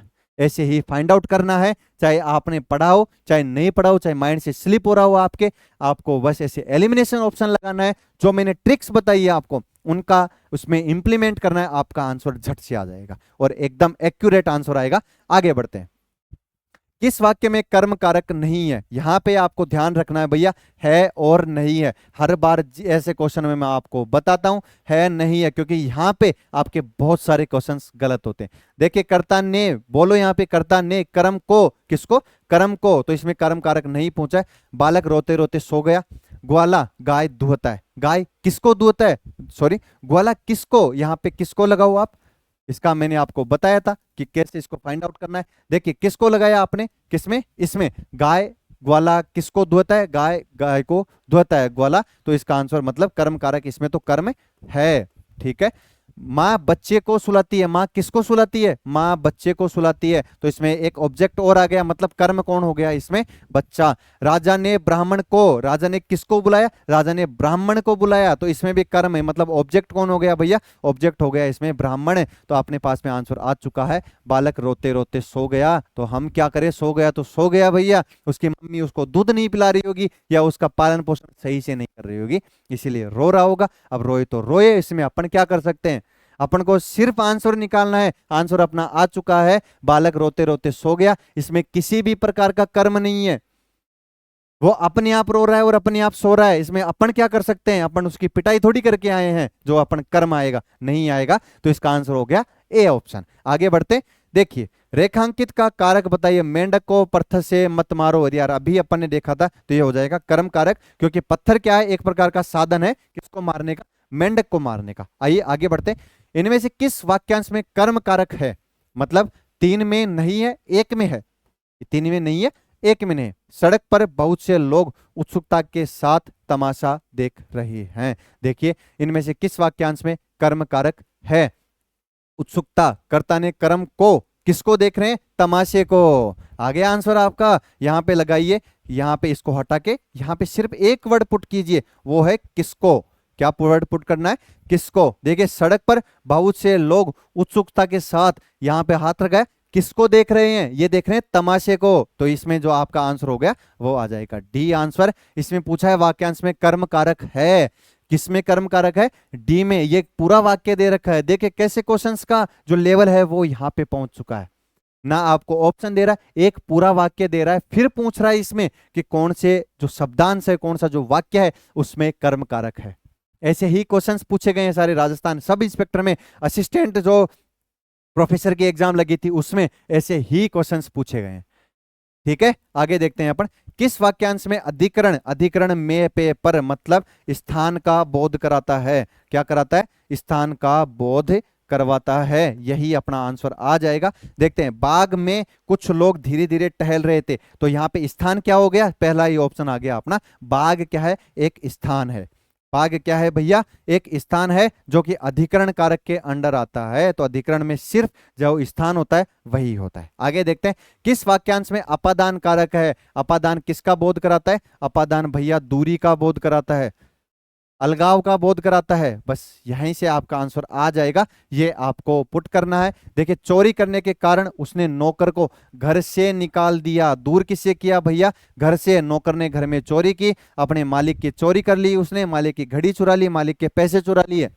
अब ऐसे चोर को घर में तो रखेगा नहीं मालिक, तो क्या करेगा? उसको लात मार के बाहर निकालेगा। तो ऐसे ही घर से बाहर निकाल दिया, घर से बाहर निकाल दिया। तो बाहर निकालना क्या होता है? दूरी का बोध कराता है, अलगाव का बोध कराता है। और जहां पे अलगाव का बोध होता है वहीं पे अपादान कारक आ जाता है। ठीक है, इसका आंसर हो गया अपना डी। आगे देखते हैं, किस वाक्यांश में संप्रदान कारक है? संप्रदान मैंने आपको बताया था, इसमें किसका बोध होगा? इसमें भले का बोध होगा। ये मैं लिखता जा रहा हूं भैया, ये आपको ध्यान रखना है। ये पीडीएफ में ऐसे कैसे आपको शेयर कर दूंगा। जहां पे भले का बोध होगा उसमें संप्रदान कारक होगा। मैं आपको इस कृपा के लिए हृदय से धन्यवाद देता हूं। किसके लिए? कृपा के लिए। तो कृपा यहाँ पे भला किया जा रहा है, तो इसका आंसर हो जाएगा अपने लिए सी आंसर। इस कृपा के लिए मैं भले का बोध हो रहा है, तो इसका आंसर हो जाएगा सी। संप्रदान कारक में भले का बोध ही करवाया जाता है। ठीक है, आगे बढ़ते हैं। आगे है, किस वाक्यांश में संबंध कारक है? संबंध का के की राम पुस्तकालय में राम की एक पुस्तक है। यहीं पे आंसर आ गया अपना। राम की क्या है? यहाँ पे पुस्तक है। राम का पुस्तक से संबंध बताया जा रहा है, यहाँ पे संबंध का भाव उत्पन्न हो रहा है। तो इसका मतलब हो गया, इसका आंसर क्या हो गया? बी, राम की एक पुस्तक। किस वाक्यांश में संबंध कारक है? तो राम की एक पुस्तक से उसका संबंध स्थापित हो रहा है। तो इसका आंसर हो गया बी। ठीक है, आगे बढ़ते हैं। किस वाक्यांश में मध्यम पुरुष का प्रयोग हुआ है? देखिए मध्यम पुरुष, सर्वनाम में जाइए आप, मैंने पढ़ाया था आपको, प्रथम पुरुष, मध्यम पुरुष और उत्तम पुरुष है। ठीक है, प्रथम पुरुष होता है बोलने वाला मतलब वक्ता, मध्यम पुरुष होता है सुनने वाला, और उत्तम पुरुष होता है तीसरा, थर्ड पर्सन। देखिए इसमें मध्यम पुरुष मैंने आपसे कहा था, मैंने किससे कहा था? आपसे। तो मतलब आप सुन रहे हो मेरी बात, तो इसका मतलब हो गया बी आंसर। ज्यादा आगे बढ़ना ही नहीं है, आपका कंसेप्ट क्लियर है। आप कॉन्फिडेंस के साथ पे इसे टिक मार्क करके आइए, ज्यादा सोचना नहीं है। अगर आपको आता है, आपका कंसेप्ट क्लियर है, आपका बेसिक क्लियर है, तो जिस आंसर पे आप टिक मारोगे वही आपका आंसर होगा। ज्यादा सोचोगे, कंफ्यूज होगे, सही आंसर को काट के आप गलत आंसर पे टिक कर दोगे। आगे बढ़ते हैं।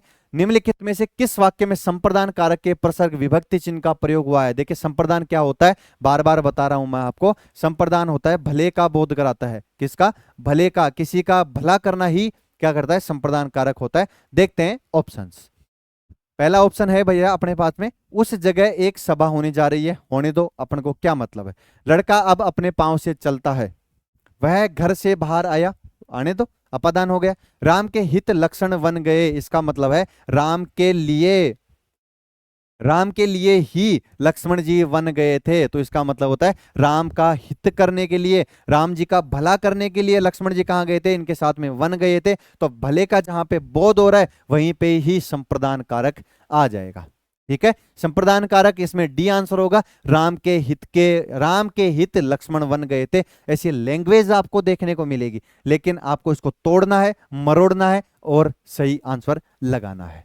कैसे? जैसे मैंने लगाया यहां पे, देखिए लिख लो, अगर आपके पास में ऑफलाइन पेपर आता है यार, लिख लो यहाँ पे संप्रदान कारक आते ही लिख लो भले का बोध, पास में लिख लो जल्दी से भले का बोध, और जहां पे भलाई का क्या होता है, बोध होता है, वही आपका आंसर है। ऐसे आंसर करने हैं आपको। देखिए मैंने हर क्वेश्चन में लिखा है यहाँ पे देख पा रहे हो आप, हर क्वेश्चन में मैंने लिखा है, यहाँ पे जितने क्वेश्चन आपको कराए हैं सारे क्वेश्चंस में जैसे ही कोई मेरे को फैक्ट मिला वो मैंने यहाँ पे लिख दिया और लिखा और आंसर सही आ गया। ऐसे ही आपको करना है जैसे इस क्वेश्चन में अपन करते हैं। हिमालय से अनेक नदियां निकलती है, निकलने का मतलब हो गया दूरी का बोध। किसका? दूरी का बोध। दूरी का बोध किस में होता है? अपादान कारक में। ज्यादा नहीं सोचना, आंसर आ चुका है। आगे बढ़ते हैं। आगे है अपना, किस वाक्य में को प्रसर्ग विभक्ति चिन्ह कर्म कारक के लिए प्रयुक्त नहीं हुआ है? देखिए को विभक्ति चिन्ह कर्म कारक के लिए प्रयुक्त नहीं हुआ है, यहाँ पे नहीं पूछा है भैया, 3 में हुआ है, 1 में नहीं हुआ है। आइए फाइंड आउट करते हैं। मोहन ने सोहन को उसकी पुस्तक लौटा दी तो क्या करे? सरकार ने किसानों को अनुदान दिया, गुरुजी ने बालक को पाठ पढ़ाया, पुलिस ने अपराधी को पकड़ लिया। अब देखिए कर्म कहां पे हो रहा है? मोहन ने सोहन को उसकी पुस्तक लौटा दी, बिल्कुल यहाँ पे ऑब्जेक्ट आ चुका है अपने पास। ऑब्जेक्ट कौन सा है? सोहन। तो इसमें कर्म कारक है, ठीक है, इसमें कर्म कारक है, तो ये आंसर नहीं हो सकता। सरकार ने किसान को अनुदान दिया, सरकार ने किसान को अनुदान दिया, अनुदान दिया इसका मतलब ये भले का बोध करा रहा है, और जहां पे भले का बोध होता है वहां पे संप्रदान कारक होता है, कर्म कारक नहीं होता है। तो इसका आंसर हो जाएगा बी। क्या हो जाएगा इसका आंसर?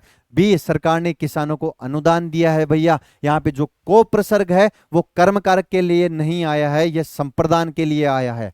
ऐसे क्वेश्चन भी आपके सामने रखता है एग्जामिनर, और कैसे उड़ाना है इनको यहां पे आप पढ़ सकते हो कॉस्मो अकेडमी पे। आइए इसको सब्सक्राइब कीजिए। जितने टीचर्स हैं सब अनुभवी टीचर्स हैं, सब ने कई एग्जाम्स क्रैक कर रखे हैं।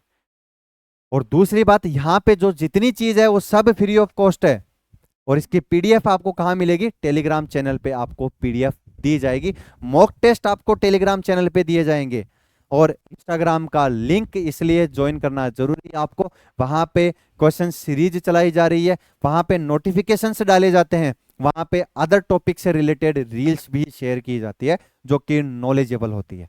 इसीलिए लिंक में डिस्क्रिप्शन में आपके पास में हमारे जितने सोशल मीडिया प्लेटफॉर्म है सबका लिंक दिया जाएगा, सब जाइए क्लिक कीजिए और ज्वाइन कर लीजिए। ज्वाइन करने का पैसा लगता नहीं है आपका, अगर पैसा लगता है वो हमसे आके आप ले लीजिएगा, लेकिन उससे पहले आपको स्क्रीनशॉट देना पड़ेगा कि मेरा पैसा यहाँ पे खर्च हुआ है। ठीक है, ज्वाइन करना आज के आज इसको ज्वाइन करना। ठीक है, अब आगे बढ़ते हैं अपन अपने अगले क्वेश्चन पे। देखिए उसने पेचकस के द्वारा ढक्कन खोला। किसके द्वारा खोला भैया? पेचकस के द्वारा आपके दिमाग का ढक्कन खोल दिया। कॉस्मो अकेडमी ने जितने टीचर्स हैं सब ने आपके दिमाग का ढक्कन खोल दिए, जो जंग लगे नट थे वो सारे खोल दिए हैं। इसका आंसर क्या होगा? देखिए इसमें क्या है? पेचकस। उक्त वाक्य में प्रयुक्त के द्वारा कारक का जो प्रसर्ग है विभक्ति चिन्ह किसका होगा? के द्वारा। मतलब पेचकस क्या है यहाँ पे भैया? साधन का बोध करा रहा है। किसका बोध करा रहा है? साधन का। तो इसका कारण होगा अपना आंसर होगा करण कारक। जहां पे साधन का बोध होता है वो होता है करण कारक। आगे बढ़ते हैं अपने अगले क्वेश्चन पे। निम्नलिखित में से किस वाक्य में से प्रसर्ग अपादान कारक के लिए प्रयुक्त नहीं हुआ है? मतलब किस वाक्य में दूरी का बोध नहीं करवा रहा है? दूरी का बोध नहीं करवा रहा है, वो इसका आंसर होगा। आइए देखते हैं। लड़के ने हाथ से फल तोड़ा, एक विद्यालय से आ रहा था, वह विद्यालय से आ रहा था, मतलब विद्यालय से वापस आ रहा था, दूरी का बोध करा रहा है, इसका मतलब इसमें अपादान कारक है, यह अपना आंसर नहीं हो सकता। आकाश से पानी बरस रहा है, आकाश से पानी नीचे आ रहा है, दूरी का बोध करा रहा है, आकाश से पानी, यह आंसर नहीं हो सकता। नदियां पहाड़ों से निकलती है, दूरी का बोध करा रहा है, नहीं हो सकता। तो भैया आंसर क्या होगा? लड़के ने हाथ से फल तोड़ा। लड़के ने अपने हाथ से फल तोड़ा। अगर इसने ऐसा आया आता कि लड़के ने पेड़ से फल तोड़ा, पेड़ से फल तोड़ा, अगर ये पूछा जाता इसमें तो ये होता अपादान कारक। जबकि यहां पे पूछा गया है कि अपादान कारक के लिए प्रयुक्त नहीं हुआ है, तो पहला ऑप्शन आपके लिए सही होगा। लड़के ने अपने हाथ से क्या करा? फल तोड़ा। ये अपादान कारक से रिलेटेड नहीं है। क्लियर? आगे बढ़ते हैं। किस वाक्य में संप्रदान कारक का प्रसर्ग विभक्ति चिन्ह प्रयुक्त हुआ है? संप्रदान कारक मतलब भले का बोध करा रहा है। भला न्यायालय ने अपराधी को दंडित किया, मोहन ने सोहन को पीटा, मालिक ने सेवक को धन दिया, माँ ने बच्चे को बुलाया। देखिए न्यायालय ने अपराधी को दंडित दिया, ये कौन सा भला कर रहा है? नहीं हो रहा। मोहन ने सोहन को कूट दिया, ये कोई भला नहीं कर रहा। मालिक ने सेवक को धन दिया, ये सेवक के लिए भलाई का काम किया। किसने? मालिक ने। तो जहां पे भलाई का काम होता है वहां पे क्या होता है? संप्रदान कारक होता है। ये दो क्वेश्चन अपने आखिरी क्वेश्चन है आज के लेक्चर के। राजा सेवक को कंबल देता है, उक्त वाक्य में रेखांकित पद में कौन सा कारक है? किसको? सेवक को कंबल देता है। तो देखिए इसमें संप्रदान कारक होगा। क्यों? क्योंकि सेवक को कंबल देना ये एक भलाई का काम है। किसका काम है भैया? ये भलाई का काम है। और जहां पे भलाई का काम होगा वहां पे संप्रदान कारक होगा। आगे देखते हैं, किस वाक्य में अपादान कारक का प्रयोग नहीं हुआ है, मतलब दूरी का बोध नहीं करवा रहा है? कौन से ऑप्शन देखिए। मेरे हाथ से घड़ी छूट पड़ी, भैया अपादान कारक है। आपके दर्शन से लाभ हुआ, आत्मा देह से भिन्न है, अपादान कारक है। कोयला खदान से निकाला जाता है, बाहर निकाल रहे हैं, अपादान कारक है। आपके दर्शन से लाभ हुआ, ये संप्रदान कारक के अंदर आएगा।